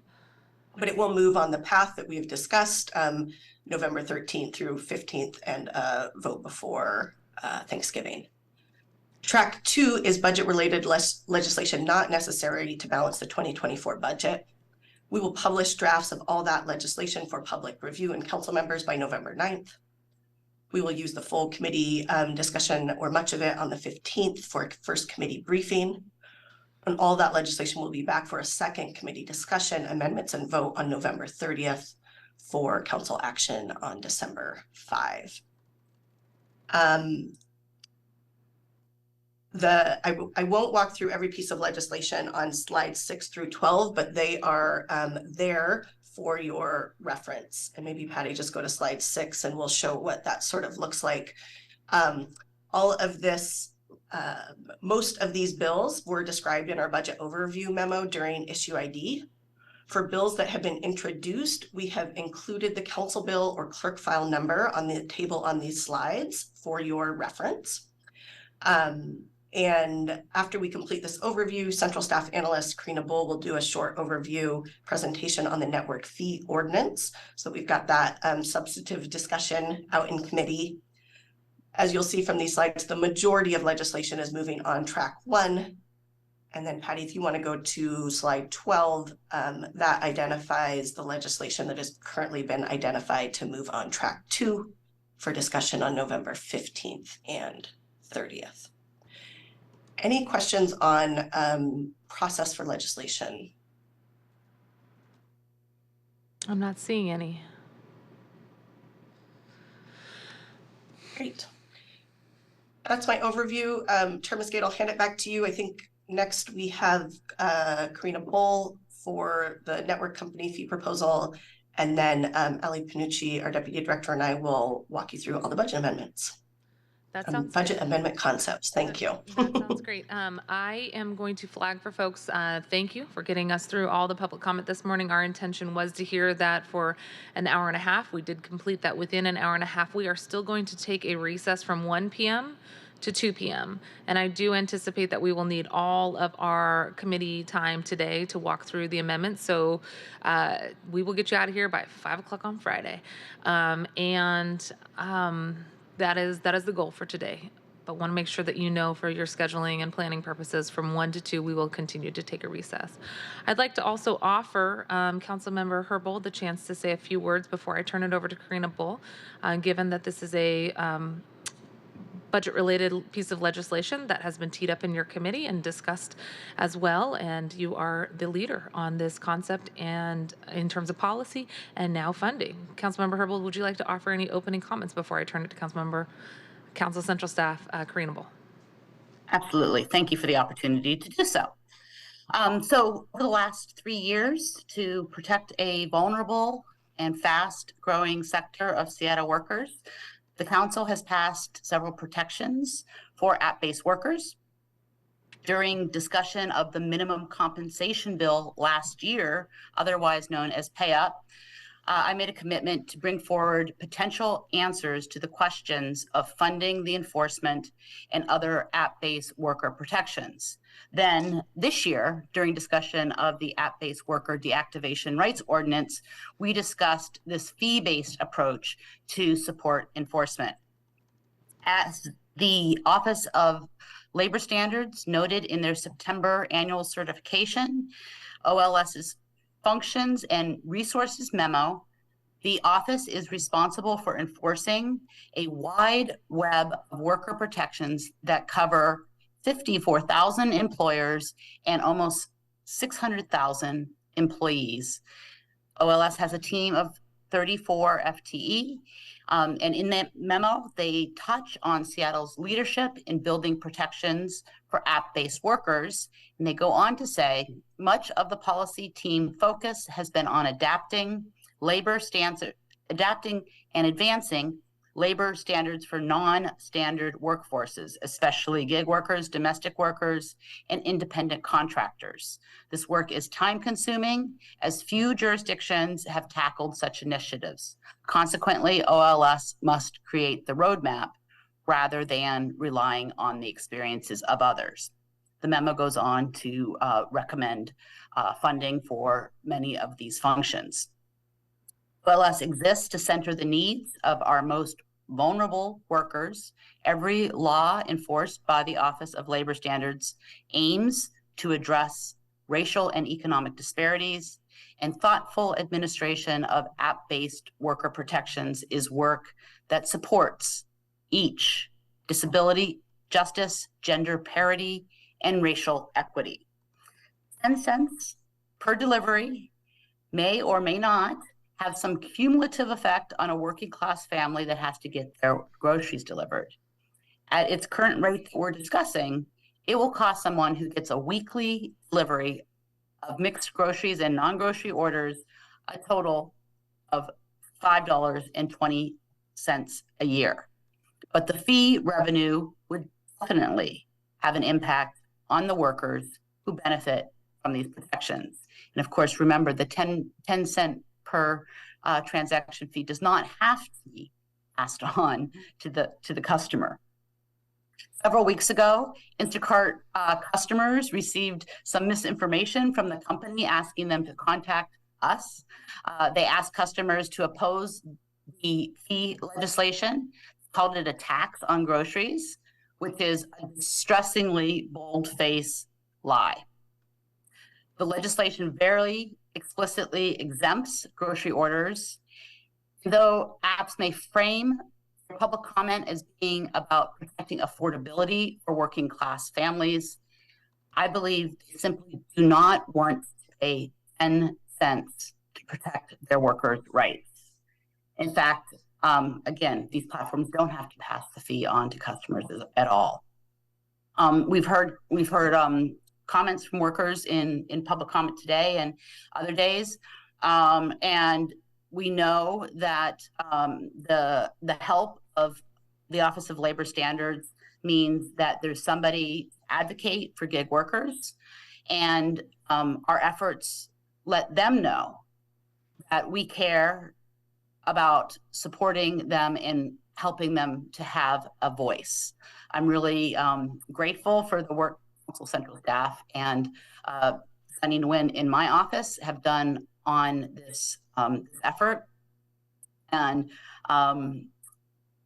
this is, again, really, I think, a critical discussion of whether or not we intend our laws as we pass them to actually be able to be equitably and fairly enforced. So with that, Madam Chair, thank you for the opportunity to address the presentation that we're about to receive in advance of it.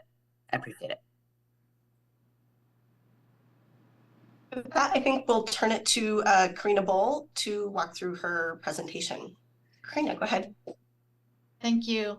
Good morning, council members. I'm Karina Bowl with Council Central staff, and thank you to Patty for managing the slide deck for this presentation. This presentation is the next iteration of a presentation that I provided on September 26th to the Public Safety and Human Services Committee. At the time, this proposal had recently transitioned in concept from a tax to a fee. And so there has been some evolutions in the components and aspects of the proposal since then.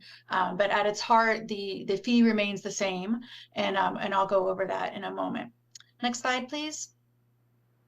Since there already was a presentation on the core components of this proposal, today's presentation is meant to be very high level, and I'm happy to chat offline with any council member who would like more information.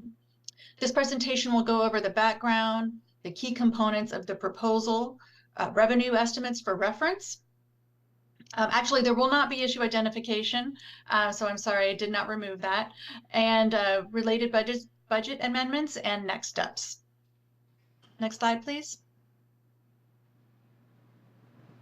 As background, as Councilmember Herbold explained, there as part of the Pay Up campaign, there were 2 laws that the city passed: the App-Based Worker Minimum Payment Ordinance and the App-Based Worker Deactivation Rights Ordinance, covering app-based workers. The Deactivation Rights Ordinance, passed earlier this year, does apply to on-demand and marketplace network companies. The Minimum Payment Ordinance does not apply to marketplace network companies. There also is, as you are aware, the App-Based Worker Paid Sick and Save Time Ordinance that was made permanent this year through your approval. That ordinance is not considered part of the Pay Up package, but it does apply to app-based workers. The purpose of this network company license and fee proposal is to generate fee revenue to pay for the cost of these Pay Up campaign ordinances, minimum payment and deactivation rights. Next slide, please. So the proposal would create a new chapter in the Title VI business regulations. Those business regulations are administered and enforced by the Consumer Protection Division and the Department of Finance and Administrative Services. I'll explain a little bit later why there now is a license as part of this proposal. The network company license and fee would apply to network companies that are covered by the minimum payment ordinance and the deactivation rights ordinance. Those companies would be required to obtain an annual license and comply with certain provisions connected to that license to operate in Seattle. And those companies would also be required to pay a fee to cover the cost of administering the license and the cost of implementing those 2 labor standards. Next slide, please. The network company license. There are several reasons to include a license in this proposal. First and foremost, the license is how the Consumer Protection Division enforces or it charges fees and collects fees. In this context, it makes sense to license network companies who are conducting business in such a way that is resulting in additional city regulations. And so this network company license would be required for network companies to operate in Seattle. It must be renewed annually, 1 year from the last issue date. There would be certain information required to apply for the license, such as number of online orders every year. And the FAS director would have the ability to deny, revoke, or fail to renew the license for certain reasons, including failure to comply with the license and fee requirements and failure to comply with the final terms of any Office of Labor Standards final order related to the minimum payment and deactivations ordinances. Next slide. The fee that is related to the license and also that would be generating revenue to recover the regulatory cost would be 10 cents per online order for the delivery of goods or provision of other services in Seattle. So what that means is that for every network company facilitated order that results in a delivery of restaurant food in Seattle, delivery of a retail item in Seattle, or provision of services, whether it be pet care, house cleaning, furniture assembly, auto mechanic repair. There's a whole range of them that are offered by network companies. All of those online orders would result in a 10-cent fee that would need to be remitted to the city of Seattle. And every year, at least annually or more often as needed, the FAS director, in consultation with the Office of Labor Standards director, would review the fee, how much it's bringing in, what are the projected costs and needs, and would just adjust it accordingly. Some years there might not need to be adjustments. Some years it might go up and it might come down. But the FAS director would have the authority to do that by rule. Next slide. There is an exemption to the fee, as Councilmember Herbold mentioned. The exemption would be for online orders solely for the delivery of grocery items. This is pursuant to a state law that prohibits local governments from imposing a tax, fee, or other assessment on groceries. So that is reflected in this proposal. What would be exempt are orders only for deliveries. So that would be fruit, milk, etc. What would be covered and not subject to the exemption would be orders that are a mix of grocery and non-grocery items, like fruit and battery. So it's similar as when someone is going to the grocery store and in their cart, they have a mix of grocery and non-grocery items. They're still paying taxes on those non-grocery items. The definition of grocery would be the same as what it is in that state law, which you see here before you. Next slide. Question on that, just the applicability of deciphering which items get a assessment and which ones don't. So there's already precedent establishing which items do and don't get an additional tax. I mean, to be very clear, as Councilmember Herbold noted, groceries, actual food is not taxed. So just want to underscore the mechanism and how this would be operationalized for those items that do not currently have a tax in our state and would not under the proposal. Yeah, so that would be up to the network companies to decide how to make that distinction. But what you're signaling is absolutely one way that the network companies could decide whether or not a fee is owed, is that if there's an order from a grocery store that has tax on it, then that order includes non-grocery items. So that is one way that it could be done. There also could be looking at what the order items are, although it seems much simpler to just go ahead and see if there's sales tax or not. Thank you. The effective date and filings.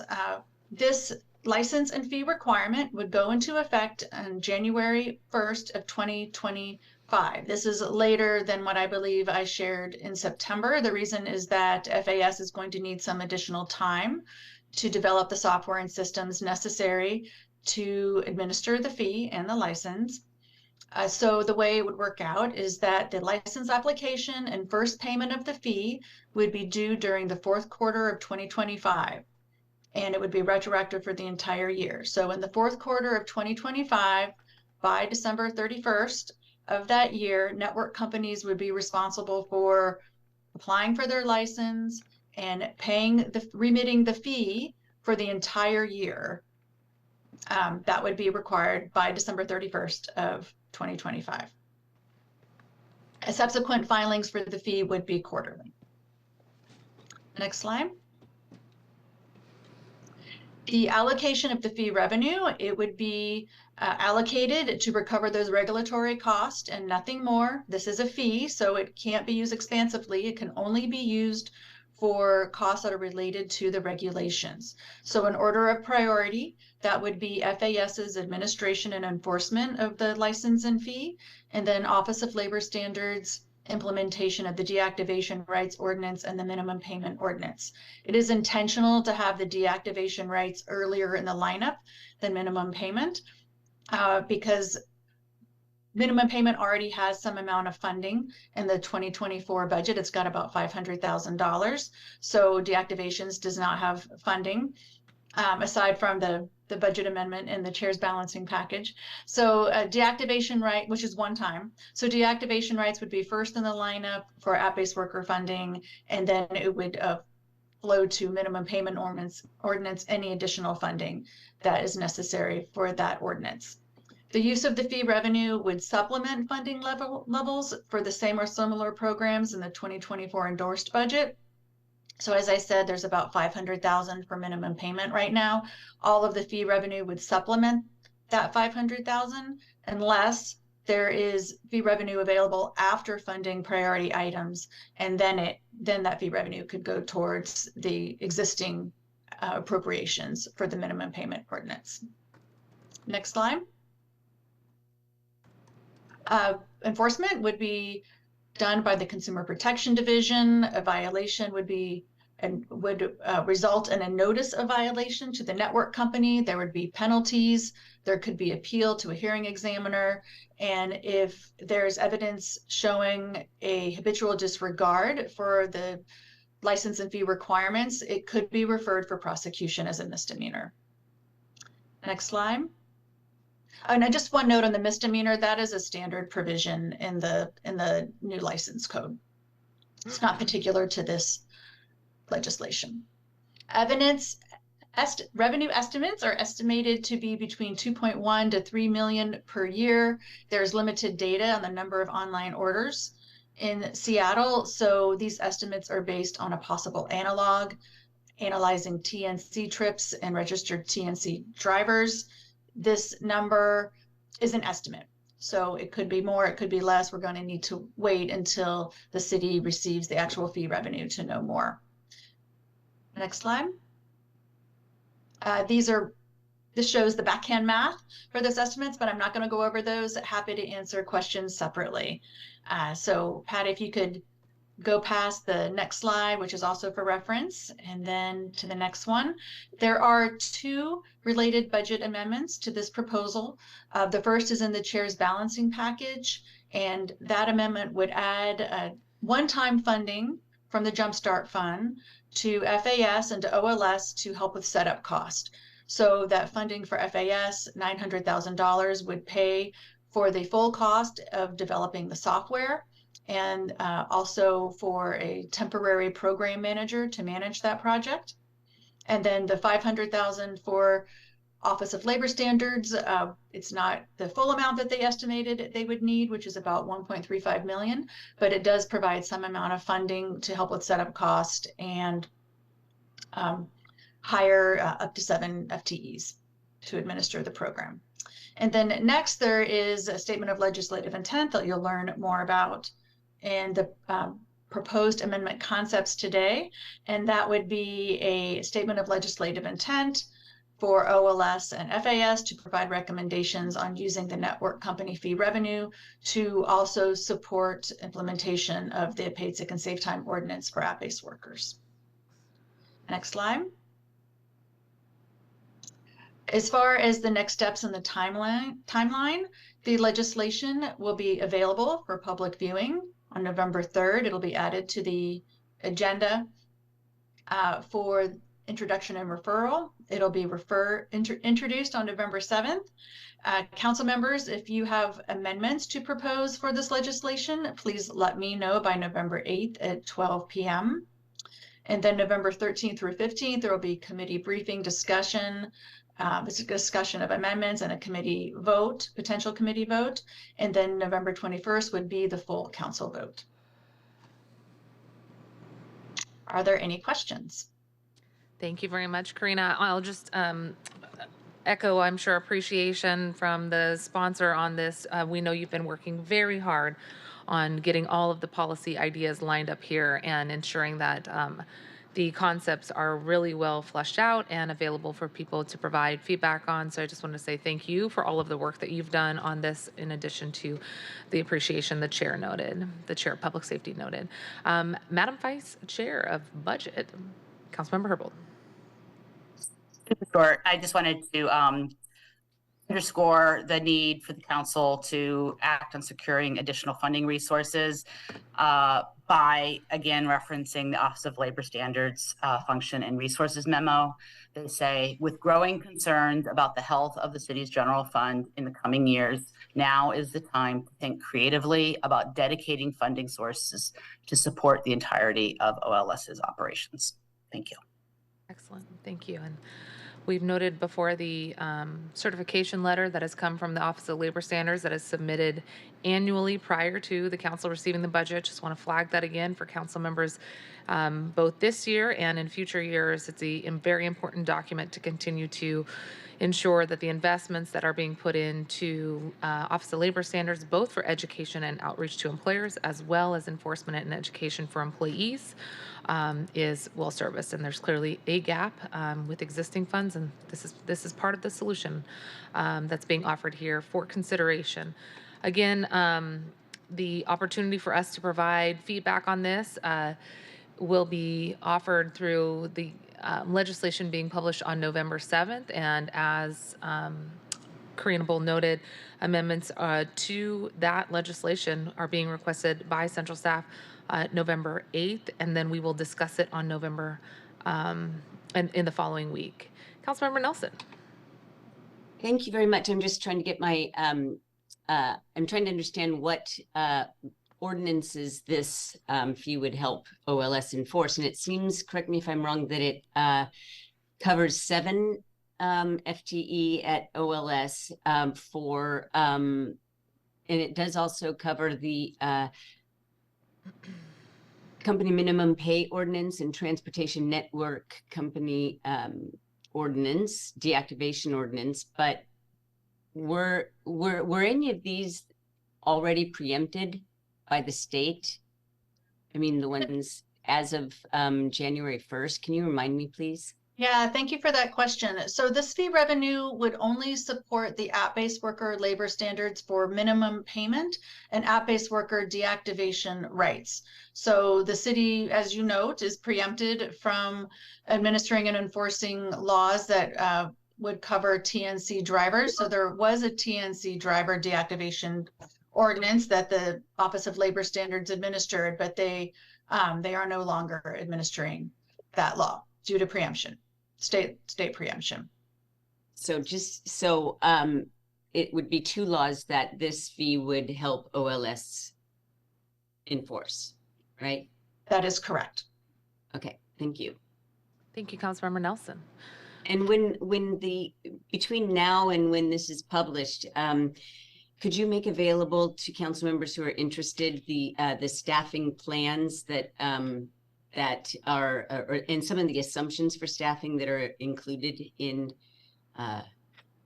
the need for the 10 cent per? Sure, I'm happy to share OLS's budget estimates and also FAS's budget estimates. Okay, thank you. Yeah.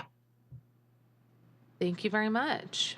All right, Karina, appreciate you being here and walking us through this. I thank you to central staff for identifying the various pieces of legislation that accompanies legislation for the budget every year.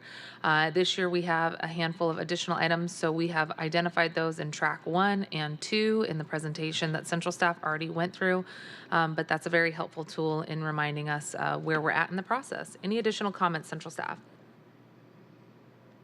Okay, seeing none, let's go ahead and move on over to the long list. Colleagues, we have 53 items that are teed up for discussion today. I want to thank you for, again, your work with central staff and some of you for the work that you've done with our office to better understand the ways in which you'd like to reprioritize some of the funding that was included in the chair's balancing package.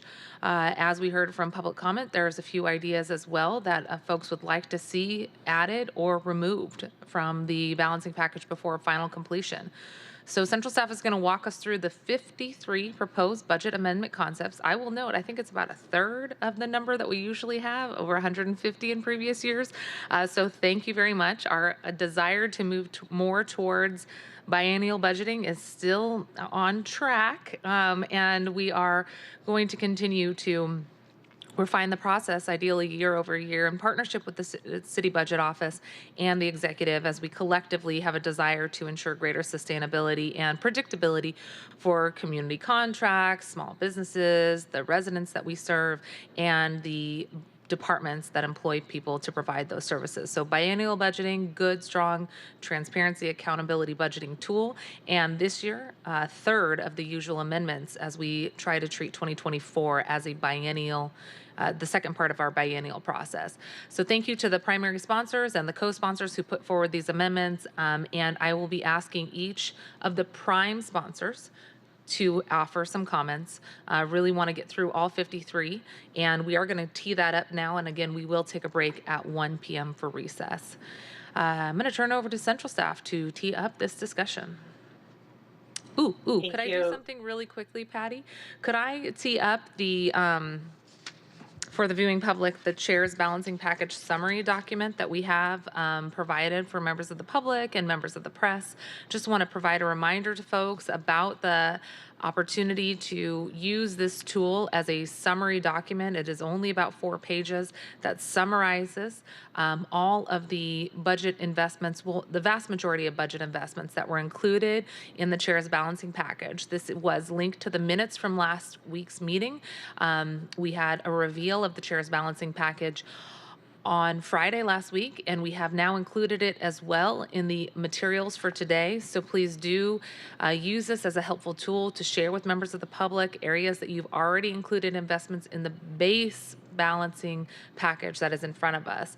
Again, this is an important tool to remind folks of the advocacy that's already gone into many of the council members' asks that are included in the chair's balancing package. And then today's discussion is about enhancements, reductions, changes to that proposal.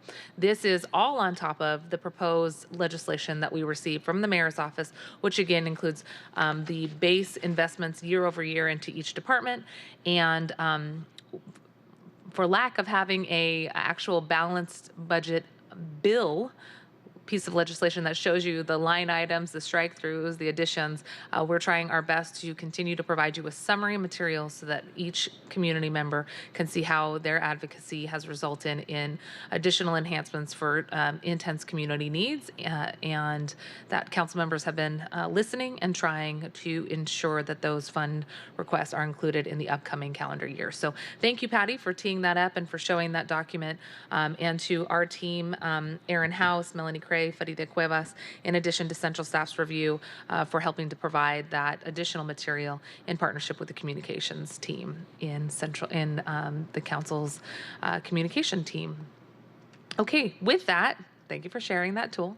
Feel free to link it on your newsletters. Please do go ahead and take it away, Deputy Director Panucci. Thank you. Good morning, Chair Mosqueda, council members. I'm Ali Panucci of your central staff. We will be walking through the amendments, and what you see on your screen is this amazing tool that our comms team and Josephia in particular has developed for our use during these discussions. So we are just thrilled to be able to use this tool today and not have a long, wide spreadsheet to present and strain the eyes. So as we walk through these, what you will see on for each item is the number that in the spreadsheet that's attached to the agenda. This is item number 1, the budget amendment code that we use. So this is ARTS 1A, and then a brief description of the ad or statement of legislative intent. You will hear us using the acronym SLI throughout the day for statements of legislative intent. And each of the items show what type of action it is. So is it adding new spending? Is it a proviso? Is it a SLI? If it's an ad, it shows the amount of money added, as well as presenting the primary sponsor and the co-sponsors. And then at the bottom, if it is an ad, it describes how the proposal is balanced. Is there so this first art. Is there any way to zoom in just a little bit more? I'm still straining. I don't know if others are. I did bring my glasses today, so it might just be me, and I need to put those on. But if there's not a way to zoom in a little bit more, that's no problem. I just wanted to double check. This is Patty. Any way of zooming in would take away my ability to advance and let's not worry about it then. Thank you very much, Patty. I will pull out my glasses. Thank you very much again to the comms team for teeing up this document. And I just want to remind colleagues, as we walk through these, I will ask the sponsor to speak very briefly to the concept after the central staff does a quick overview. We, of course, have the co-sponsors listed here, but my preference is that we really just keep it limited to the prime sponsor for comments. And if you really want to add your name to something, we will make note of that. There is not a requirement to do so because all of the amendments that have 3 sponsors are already going to be in front of us on November 13th and 14th. So it will already be there. If you do feel like you need to add your name, please note that. It will not show up in real time on this screen, but we will make sure to note that because I want to just keep us moving forward. But again, all of the items that have 3 co-sponsors will be in front of us for further discussion and vote on the 13th and 14th. You do not need to add your name, but if you would like to, I will make a note of that as we proceed. Okay. Thank you. Okay, so item 1, ARTS 1A1, sponsored by council members Morales, Lewis, and Peterson, would add $143,000 to the from the Arts and Culture Fund to the Office of Arts and Culture to provide additional funding for established community grant programs. This is balanced using $143,000 of the $900,000 of admissions tax revenue identified in the October 2023 revenue forecast and fund balance. And I will just note that the first 4 items we will walk through are all balanced using this same strategy, and collectively they can all move forward. They are not in competition with each other. Okay, questions? Excuse me, let me turn it over to Councilmember Morales. Please go ahead. Thank you. Thanks so much, Allie. Thank you, Chair Mosqueda. This is really, colleagues, an opportunity to enrich our community and to empower local artists. So this CBA reduces funding from a higher than expected admissions tax. And I do think it's important to note that the Seattle Arts Commission is requesting this change. The idea here is to better support programs like the Centering Art and Racial Equity, Youth Arts, Seattle Artists programs, which not only promote creativity, but play a crucial role in advancing racial equity. The reallocation ensures that our resources are aligned with our priorities and need of our arts and culture community. And in essence, this is about making our city more vibrant and inclusive, and about celebrating diversity and supporting our local talent, and really ensuring that arts and culture are accessible to everyone. So I want to thank Councilmember Peterson and Lewis for co-sponsoring, and I want to thank the Seattle Arts Commission for their commitment to advancing the cultural vibrancy of our city and their dedication to making this CBA a reality. Thank you so much. I do have a question about the fund source that's being proposed, but I'm going to hold that until we get through the arts summary because I don't want it to be directed to any specific one of these, but I'll come back to that question once we complete number 4. Councilmember Lewis. Thank you so much, Madam Chair. Really proud to be supporting Councilmember Morales in this initiative. I'm just speaking generally. Actually, I think to a point that you, Madam Chair, were about to raise. I do think that looking at creative opportunities for us as a council to make the highest possible use of unexpected surpluses in this revenue source can be good to accommodate some exigent needs that we find in our districts, be it Councilmember Morales in this ad, and there's an ad later that I'll be speaking to. But just really want to lift up that this is I think a good way for us to be responsive to these emerging needs, and appreciate Councilmember Morales in bringing this forward. Thank you very much. Okay, let's go to the next one. Number 2, Arts 2A1, sponsored by Council Members Morales, Lewis, and Peterson, would add $150,000 of Arts and Culture Fund one time to the Office of Arts and Culture for a grant to community organizations for an African Cultural and Arts Center, and again, balanced using the same strategy as the previous item. Thank you very much. Councilmember Morales.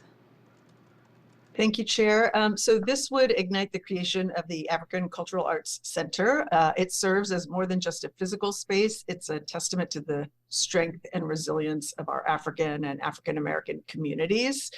Beyond the financial adjustments here, the initiative would address a fundamental need, which is to bridge generational gaps, provide cultural education, support our African and African American artists.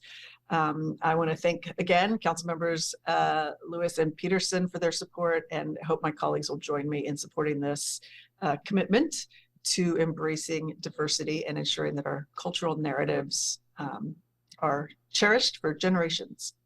Thank you. Excellent. Thank you. Councilmember Herbold. Thank you so much. I just want to express my appreciation to the prime sponsor as well as the co-sponsors. I had indicated my interest in sponsoring, but I got to Councilmember Morales too late. She had already had her sponsors lined up because this is such an important need, and just want to express my interest in being added as a co-sponsor, if that's okay. Thank you. Councilmember Herbold. Councilmember Herbold adding her name to Arts 002. Okay, any additional comments? Okay, let's go to the next one. Item 3, Arts 3A, would add $500,000 Arts and Culture Fund to the Office of Arts and Culture for public artwork. This would fund work that recognizes and preserves the legacy of the forced expulsion of Chinese Americans, sponsored by Councilmembers Morales, Lewis, and Peterson. Thank you very much. Councilmember Morales.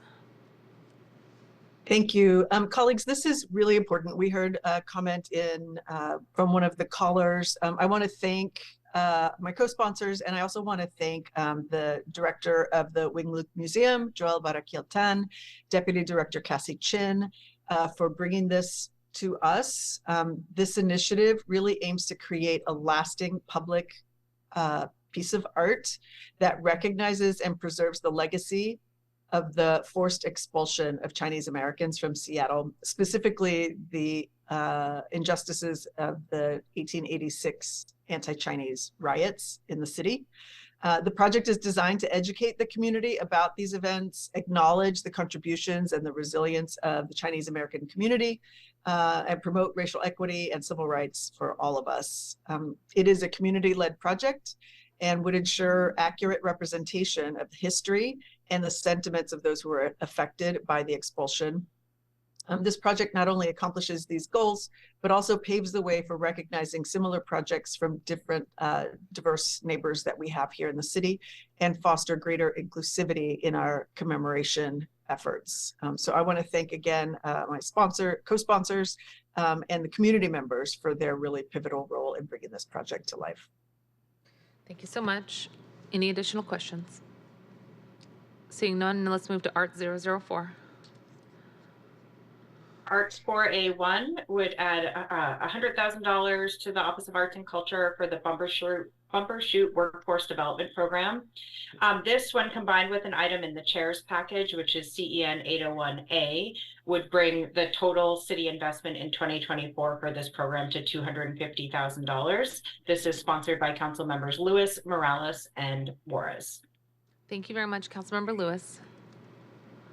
Thank you so much, Madam Chair. And I want to begin my remarks by acknowledging that in Chair Mosqueda's base budget, as this slide indicates, this program is already supported by $150,000, and very grateful to the chair for that support.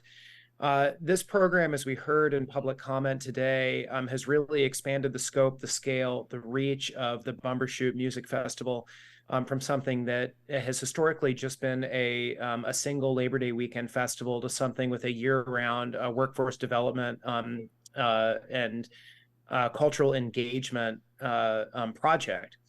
The cohort from the initial year with city support benefited over 16 young people to have opportunities, as we heard in public comment, to expand their ability to compete, to thrive, to be a part of the music and event promotion industry in the city of Seattle, an industry that is historically dominated by white men, but one that increasingly through this program will become more diverse, and there will be more opportunities for people to break in. Really excited to be bringing this ad to enhance the capacity, increase the size of the cohort that they can bring in to the program, and continue to sustain and build this into the future. And appreciate the co-sponsorship of Council President Juarez, Councilmember Morales for this ad, and look forward to continued deliberation. Thank you, Councilmember Peterson. Thank you, Chair Mosqueda, and thank you, Councilmember Lewis, for bringing this forward. I'd like to add my name as a co-sponsor. Thank you. Councilmember Peterson adding his name to Arts 004. Councilmember Herbold. I too would like to add my name. Thank you. Councilmember Herbold adding her name to Arts 004. Okay, I don't see any additional questions on this. I do want to ask a question for central staff just on the use of the admissions tax revenue from the October 2023 revenue forecast. As noted, higher than anticipated revenue is always a blessing at this point in the budget process, so appreciate this item being teed up. Just want to double check, there is no allocation that is proposed to be reduced using the higher than anticipated revenue. None of these dollars have been programmed for other things within the arts department or film commission recommendations, is that correct? Chair Mosqueda, thank you.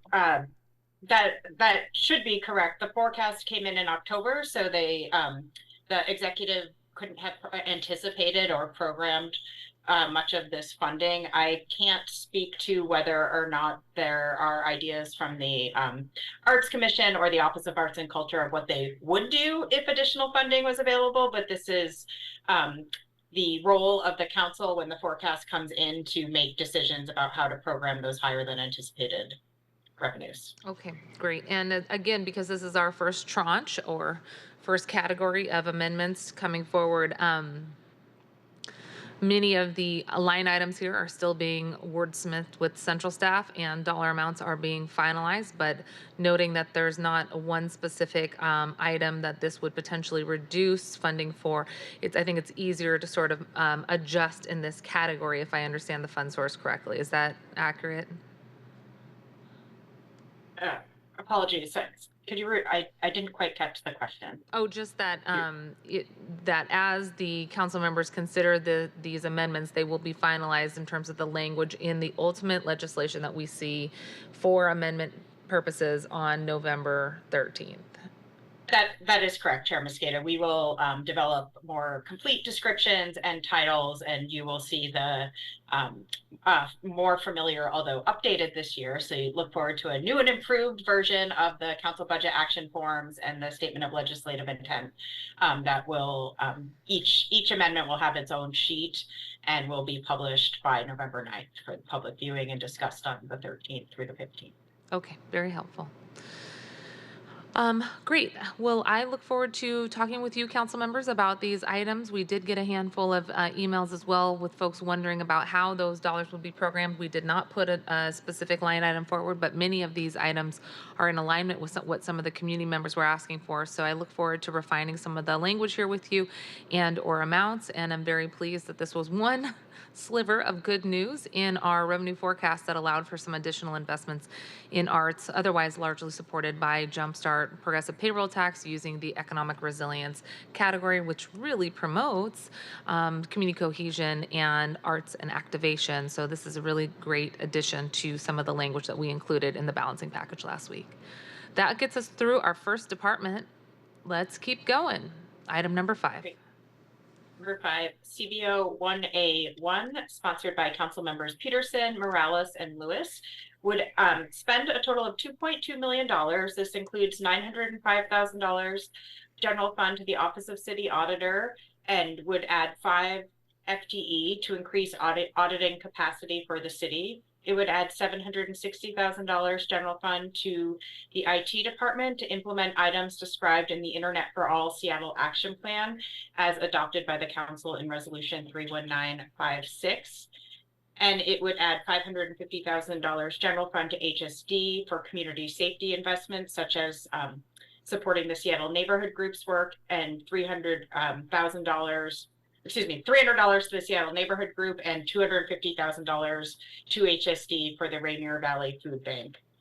This is balanced by assuming a reduction to the central rates that fund the internal city services provided by the IT department, Department of Finance and Administrative Services, and the Department of Human Resources. Central rates are applied and charged to all city departments and funds. Because the funding for central services is supported by rates charged to all city funds, generating $2.2 million of general fund savings would require taking a larger reduction to funding that supports these central services. Our initial estimate is that it would require reducing funding to this department by $4.5 to $6.5 million. We are working, we have posted some questions and are working with the departments to understand how this might be implemented, as well as working with Councilmember Peterson to refine the proposal. Another approach would be to identify very specific projects in each of those departments, but that is a challenge as well. Thank you so much. Councilmember Peterson. Hi. Thank you, Chair. Hi. Thank you, Chair. Thank you to Allie and Central staff. I want to thank my co-sponsors, Councilmembers Morales and Lewis, and they may want to speak to this as well. Colleagues, this amendment has something for everyone. It increases equity, accountability, and food security. This amendment expands digital equity so that we may remain true to the promises of Resolution 31956 to achieve Internet for All Seattle. It achieves this by doing things recommended originally by our Information Technology Department with the action plan that we approved. It avoids a cut in community engagement to connect people to federal subsidies for internet access. It also targets at least 600 unserved or underserved areas in our city. It finally implements the overdue Train the Trainer program to support digital navigators at community-based nonprofits. It increases access to internet devices and hotspots at cultural community centers. This amendment also increases the accountability bandwidth of the city auditor by 50%. As we know, the numbers of programs and dollars spent have increased in the executive branch of city government over the years, but our city auditors team in the legislative branch has remained flat and therefore less able to help us with the growing oversight role for the general public. The upside here is that the city auditor will often make findings and recommendations that improve performance and save money for city government. This amendment supports a local community safety programs that benefit at-risk youth. And if that's not enough for public benefits, this amendment also increases food security by boosting support for the Rainier Valley Food Bank in South Seattle. And in terms of the funding source, right now there's about $500 million that goes toward central service overhead administrative costs. And the executive, we have obviously approved the endorsed budget back 11 months ago, but they're asking for an additional $17 million on top of that $500 million. And so this amendment would still allow an increase of those central administrative overhead costs, but moderate that increase so that we can free up some general fund dollars for the increased accountability, equity, and food security items that I've just described. Thank you. Okay, thank you, Councilmember. I'm not seeing hands, so I do want to jump in with some questions here. While this might be an amendment that has something for everyone, I'm a little bit worried about the universal impact that this is going to have on the city. So can I just get a quick read from central staff on any impacts this might have, reducing these fund sources? How does that impact services across departments and assistance for each of the departments? Does it impact city jobs? Is there labor implications here that we need to be aware of? Thank you, Chair Mosqueda. I will provide an initial response, and I also have my colleague Tom Mikesell on the line who may have more to add. But what I will say generally is we can't say at this point exactly what the impacts would be. What I will say is that the central rates are increased compared to the 2024 endorsed for a couple of reasons. One of them is that the cost to provide those central services, what was assumed in the 24 endorsed, have increased. In addition, there are some discrete projects that are added that those departments provide, so that also is part of that increase. But overall, what I would say is we would expect that this will have impacts on some of the projects and programs these departments provide and services, and that will likely include positions, but we are requesting additional information to understand what those impacts might be, and try to understand the different ways it would impact those three departments, because for example, the Human Resources Department, more of their funding from these rates is general fund funded. IT has a blending of funds. So we are still working to get more information and help the sponsor understand the trade-offs of the different ways to apply this reduction. And Tom, if you have anything to add. Good morning, good afternoon, members of the committee. It's Tom Mikesell with your central staff. The only thing I would add is that there is also just a pure technical complexity component to this change. The way these central costs are allocated throughout the governmental operation requires a connected framework of different rate pools where they look at lines of businesses and they allocate those costs across city government operations depending on the benefits that are received by the different departments. So in simple terms, you can discuss a kind of an aggregate change, but the devil is sort of in the details on this. And there's a great deal of complexity with regards to how departments operate their internal charge mechanisms, as well as how one would implement this in the budget in general, that also, I guess, add to the discussion in addition to Deputy Director Panucci's comments about the unknown service index. Thank you very much. Councilmember Peterson. That's okay. I can answer any other questions, but appreciate central staff outlining that Thanks. Absolutely. Thank you, Councilmember Peterson. Always interested in creative ideas for revenue, though. So I do want to thank you for that. Councilmember Lewis. Thank you so much, Madam Chair, and I do appreciate Councilmember Peterson bringing forward an ad that highlights the necessity for more support for the Office of the Auditor. I do just want to, I'm going to keep it brief given how many items we have, but I do just want to say that I do think at some point, some kind of sacrifice somewhere is going to have to be made to carve out this capacity for the auditor. I think the auditor is always going to be pitted against some kind of programmatic trade-off, be it something that's advocated by an outside interest group or something that's advocated by a department inside the city. I think it's tricky for the auditor because the gains are not always apparent until they go through a process. But it is one of those things where we're having those feedback loops, having that oversight, having that consistency and that culture of constant improvement is something that in the long term is going to make the city healthier, give us more resources to reinvest in areas of priority, and catch problems before they become expensive mistakes.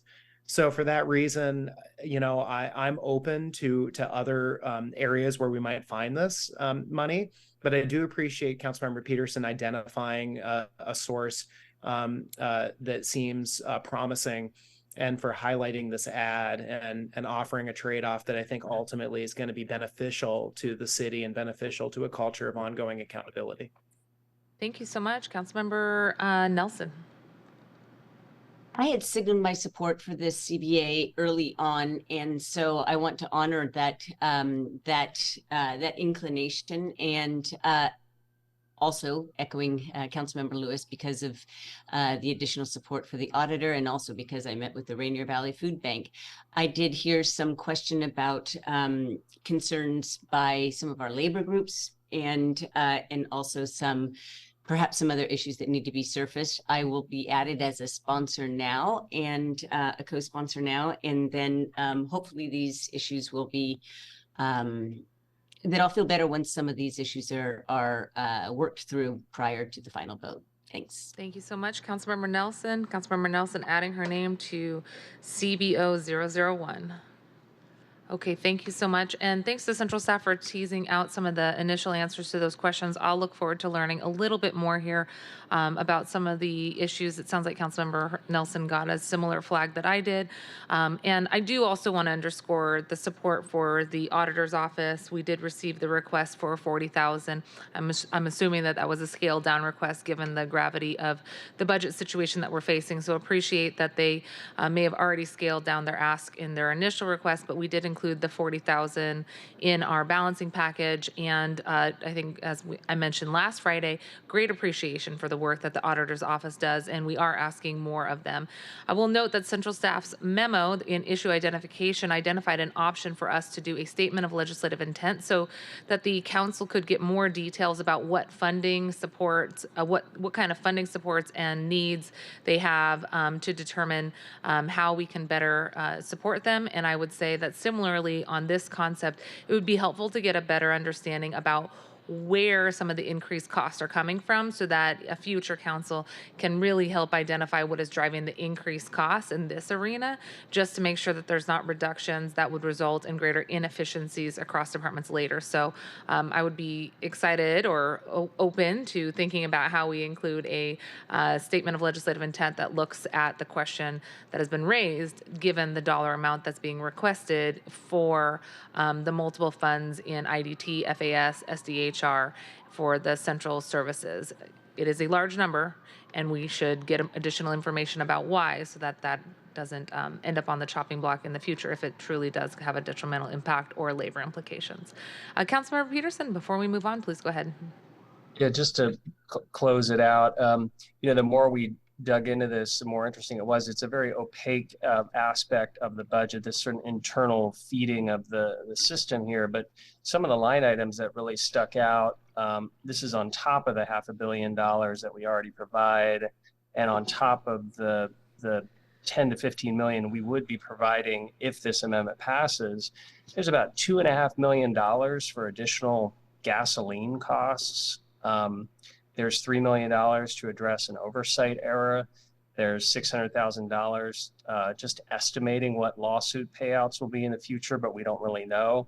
So there's a lot of room in there, I think, so that we can get more money out the door to the food bank and digital equity, and maybe this is something our auditor could look into if they had the bandwidth. Thank you. Okay, let's continue. More discussion to come on that and all of the amendments as we take these up on November 13th and 14th. I do have Councilmember Nelson added to this one. Okay, moving on to CBO 0025. No, that's 002S. You there, Mosqueda. You'll see in our numbering scheme that S signals it is a statement of legislative intent, so there isn't a financial component to these budget amendments. This slide, sponsored by Chair Mosqueda, Council Members Herbold and Morales, would request that the City Budget Office provide a report on the legal, accounting, budget, and resource issues that would need to be addressed to create a separate budget for the Office of Police Accountability. Currently, it is part of the Seattle Police Department's budget. Thank you very much. Councilmember, excuse me. Do you see how I've used my glasses now just to keep in line with where we're at here? Appreciate that very much, Allie. Colleagues, I'll just add that this CBO would just ask the City Budget's Office to evaluate the potential barriers or advantages of the Office of Police Accountability having their own separate budget. Currently, it's within the Seattle Police Department's budget, and though the department itself will continue to be housed within SPD, given the unique and important nexus that OPA has with SPD as it relates to information flow and confidential information, it is important to also be able to have a better understanding of how money flows between the departments, and similar to the other accountability entities that have a separate budget line item, we are very interested in continuing to underscore for members of the public that the Office of Police Accountability is indeed separate from the Seattle Police Department, and anything that we can do to identify ways to further show its independence is important. I will note, as I'm sure Councilmember Herbold is about to tee up, the conversation when the accountability entities were created identified some potential challenges of having a separate a separate budget line. The office would remain within SPD, but having a different budget line, I think, allows for greater accountability and oversight on how those budgets are being funded.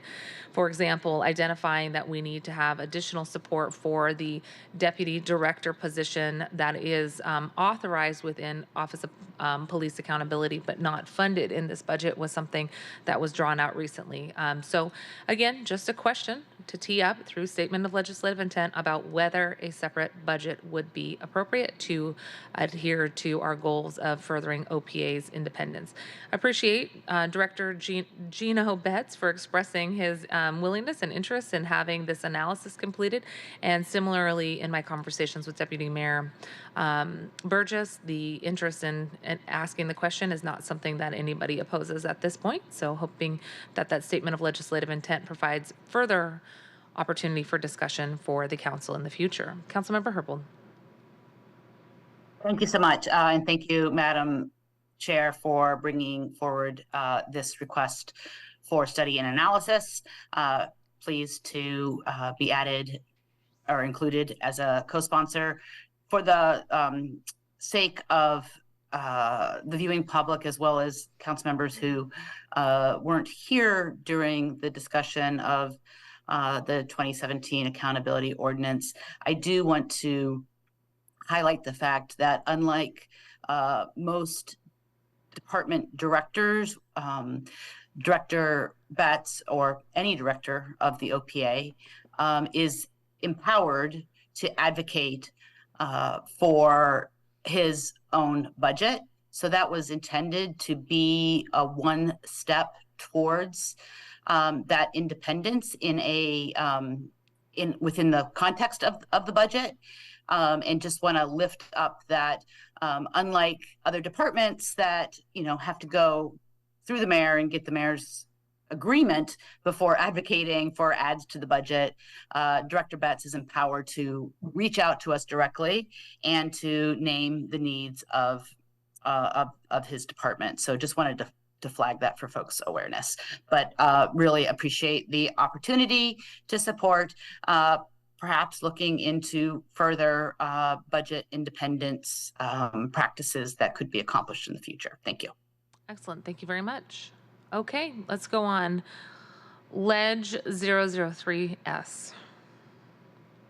Item number 7 is a statement of legislative intent sponsored by council members Lewis, Strauss, and Morales. This would request that the executive and legislative departments collaborate to resolve the projected general fund deficit and create the 2025-2026 proposed budget. Thank you very much. Councilmember Lewis. Thank you so much, Madam Chair, and thank you to my co-sponsors, Councilmember Strauss and Councilmember Morales.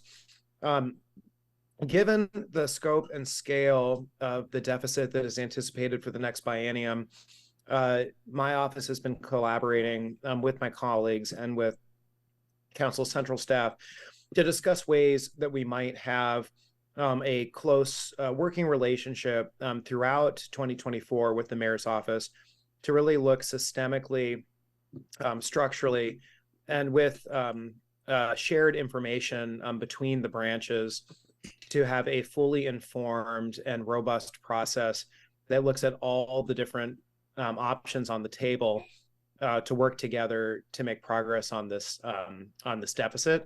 At this point, this is mostly an exercise in facilitating a relationship around mutual trust between the branches and information sharing, and just signaling our intent to set up that kind of a process with the shared commitment between the branches to do well by the people who work for the city, the people who depend on the services the city provides, and the need to have a stable, predictable budget going forward that meets our needs and that is reflective of our values. And with that, I will hand it back over to you, Madam Chair. Thank you so much. Councilmember Morales. Thank you, Chair. I do want to thank Councilmember Lewis for sponsoring this and Councilmember Strauss for co-sponsoring. We are one of the fastest growing cities in the country. We know that we have some really difficult budgetary decisions to make in the next few years and how to address our really pressing needs in the city. So I think this is a real opportunity for us to collaborate. I know that the council and the executive offices have really strong public servants who are dedicated to making our city better and really improving the transparency of our budgetary process so that it is clear what we have and what we need to be doing. So I look forward to working with my colleagues and with CBO and the executive and with our central staff to try to really build on this collaboration and get this work more transparent and be able to serve our neighbors. So thank you very much, Councilmember Lewis. Thank you very much. I want to just double check, Councilmember Lewis, as you're envisioning this statement of legislative intent, is the intent here to get information in real time about where alignment could better serve the community, reduce costs, but also include new revenue options? How does new revenue fold into the vision here? Nothing in this slide would be mutually exclusive with seeking new revenue. I mean, I think that's just the easiest way to say it.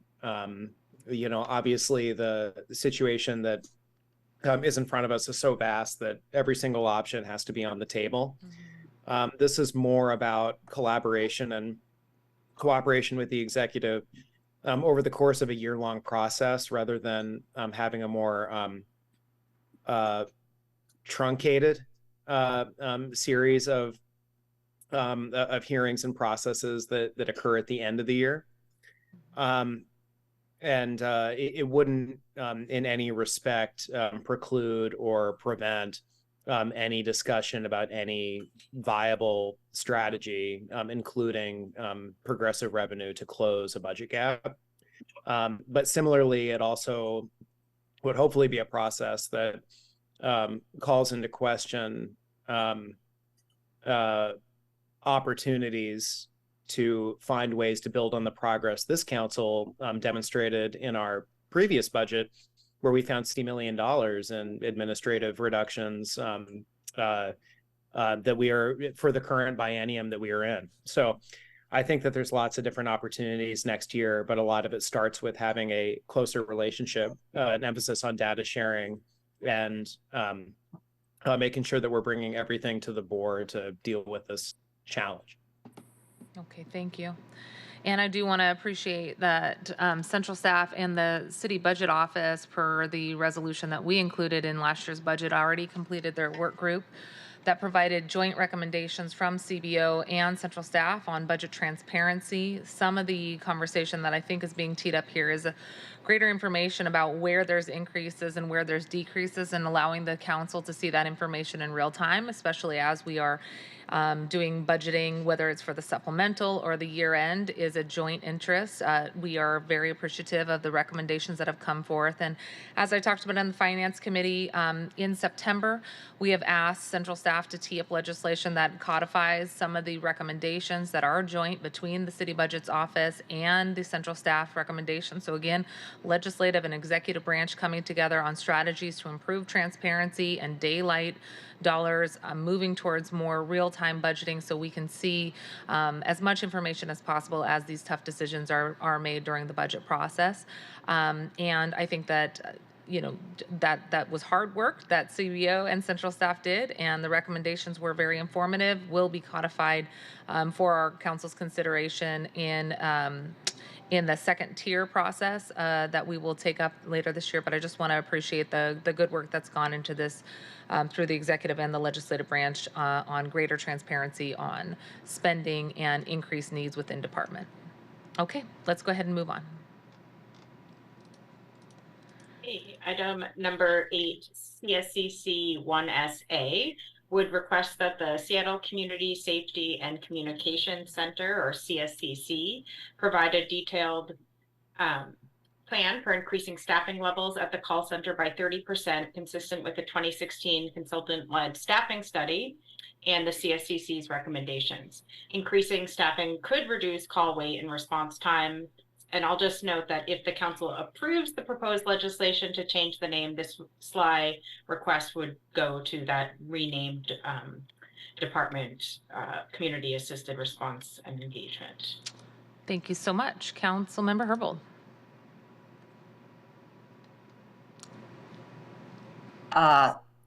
Thank you, Deputy Director Panucci, and thank you to Council Members Nelson and Lewis for agreeing to co-sponsor these amendments.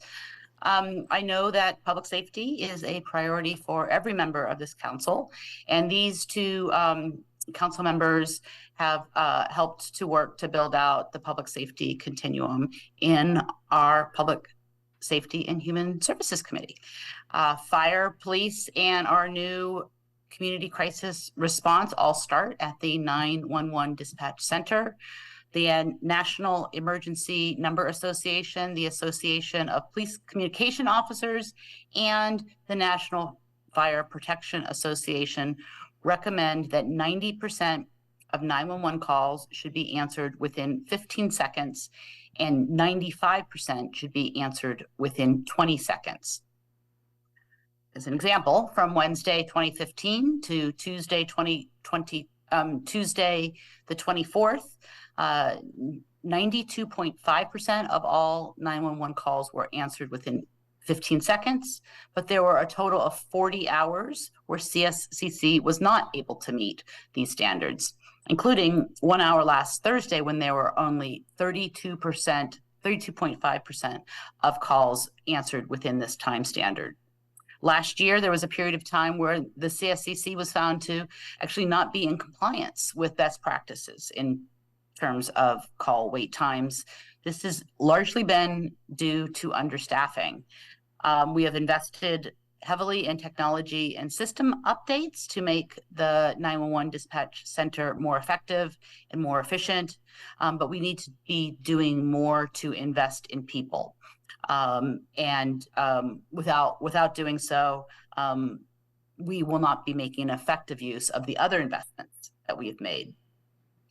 So this is intended to help a future council address the people needs of the new care department, and to work not only on reducing call times, but also reducing mandatory overtime, which the call center relies on to meet minimum staffing requirements. And in doing so, and releasing or relieving somewhat the reliance on mandatory overtime, we can really impact and improve employee morale as well. Thank you. Thank you so much. Councilmember Nelson.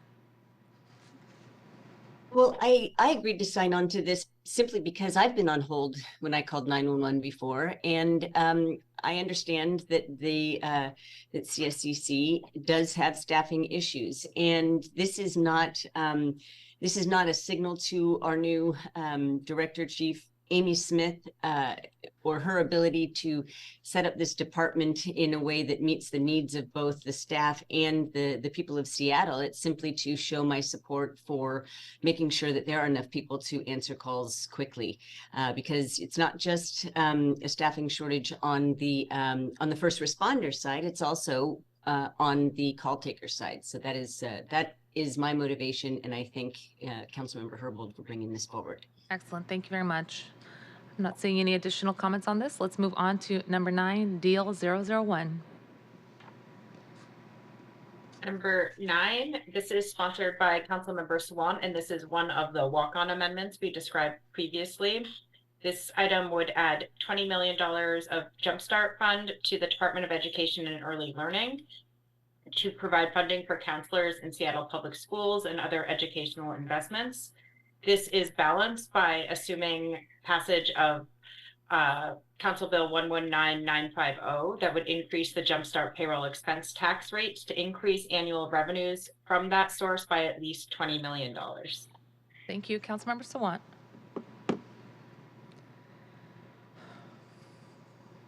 Thank you. This budget amendment, as Ali just mentioned, increases the tax rate of the big business Amazon tax by a tiny fraction to raise an additional $20 million to support Seattle Public Schools.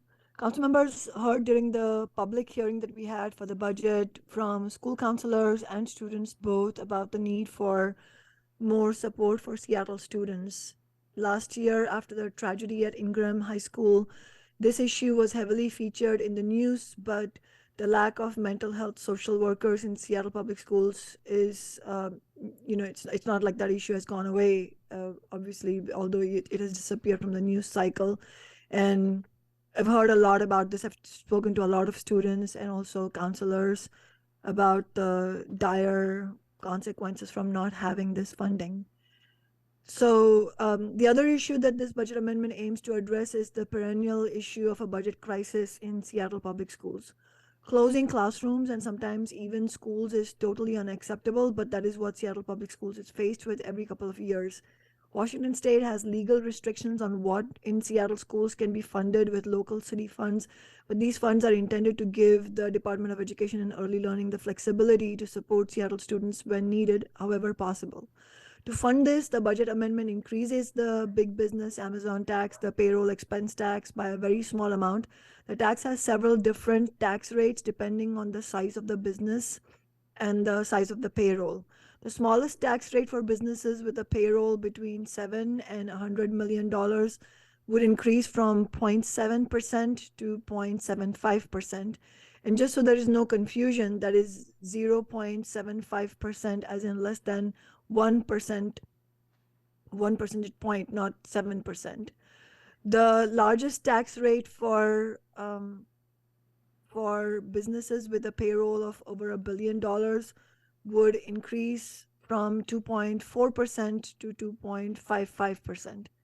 Ultimately, as I have said every year, especially during the budget crisis for the city and for Seattle Public Schools is not an objective reality. It's not an objective inevitability. It is a reality, but it's not inevitable.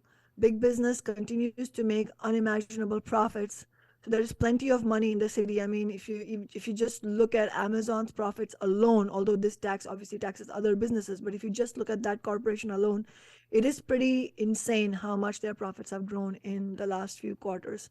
It is a question of political will and the power that big business has to push the burden of every economic crisis off on workers. I thank Councilmember Herbold, who indicated support for this budget amendment to my office after we submitted the amendment form, which is why Councilmember Herbold's name is not listed here, but I wanted to thank her. I also urge all other council members to co-sponsor this budget amendment for a tiny increase in big business taxes to support our schools and students. Thank you. Thank you, Councilmember Sawant. Councilmember Herbold. Thank you. I just want to thank Councilmember Sawant for bringing this forward. Thank you for also recognizing my willingness to be added as a co-sponsor. I also am supportive of addressing this need for educational investments to support our young learners. A couple years ago, I championed funding for mental health supports in Seattle Public Schools, and with a small down payment that Madam Chair very soon doubled down on in the following budget year. But as we know, the needs among our young people are great, and mental health is a public health crisis. It was named to be a public health crisis by the Inspector General federally a couple years back, and it's really appreciate this bringing forward. And my understanding, maybe Ali, you addressed this already, but my understanding is the tax rate increase to raise 20 million is pretty small. It's an increase of, depending on the size of the business, of less than 1%. To in the greatest case of the largest employers, just 2.5% of an increase of a tax rate that is already only for that largest business 2.4%. So you don't add the 2.5 on to the top of the 2.4, but it is a tax addition. That would be the new tax rate, sorry, not the percentage increase. The percentage increase would be anywhere from 0.05%, my apologies, to 0.15%. In the case of the largest employers, that would mean going from a tax rate of 2.4% to 2.55%. So a very, very small, modest increase proposed here by Councilmember Sawant. Thank you. Thank you, Councilmember Herbold. Councilmember Herbold adding her name to Deal 001. I too will be adding my name to Deal 001. Councilmember Mosqueda added as co-sponsor here. Appreciate that this is not trying to adjust the spend plan within existing funds, but looking to add an additional category for a critical need here. And appreciate that there's a lot of work that Deal is doing to take on the role that we've asked them to support students in this way, and that they are working as fast as they can to get funding out the door and to build up capacity to receive those funds within schools as well. So just a huge amount of appreciation for our partners at the Department of Education and Early Learning. Okay, colleagues, I think we are, excuse me, I just want to double check we're done with that item. Okay. I think we are on item number 10. It might be a good place, even number, to end here and take a recess. If we can do that, I'd like to come back at 2 p.m. 2 p.m. Going once, twice. Hearing no objections. Colleagues, we will be in recess until 2 p.m. Have a great lunch break, and we will get through the rest of the items before 5 p.m., right? Sounds good. Thank you so much, everyone. Have a good recess. We are adjourned. Whoops, excuse me, we're not adjourned. Recording stopped. Was that on the record? Heard that?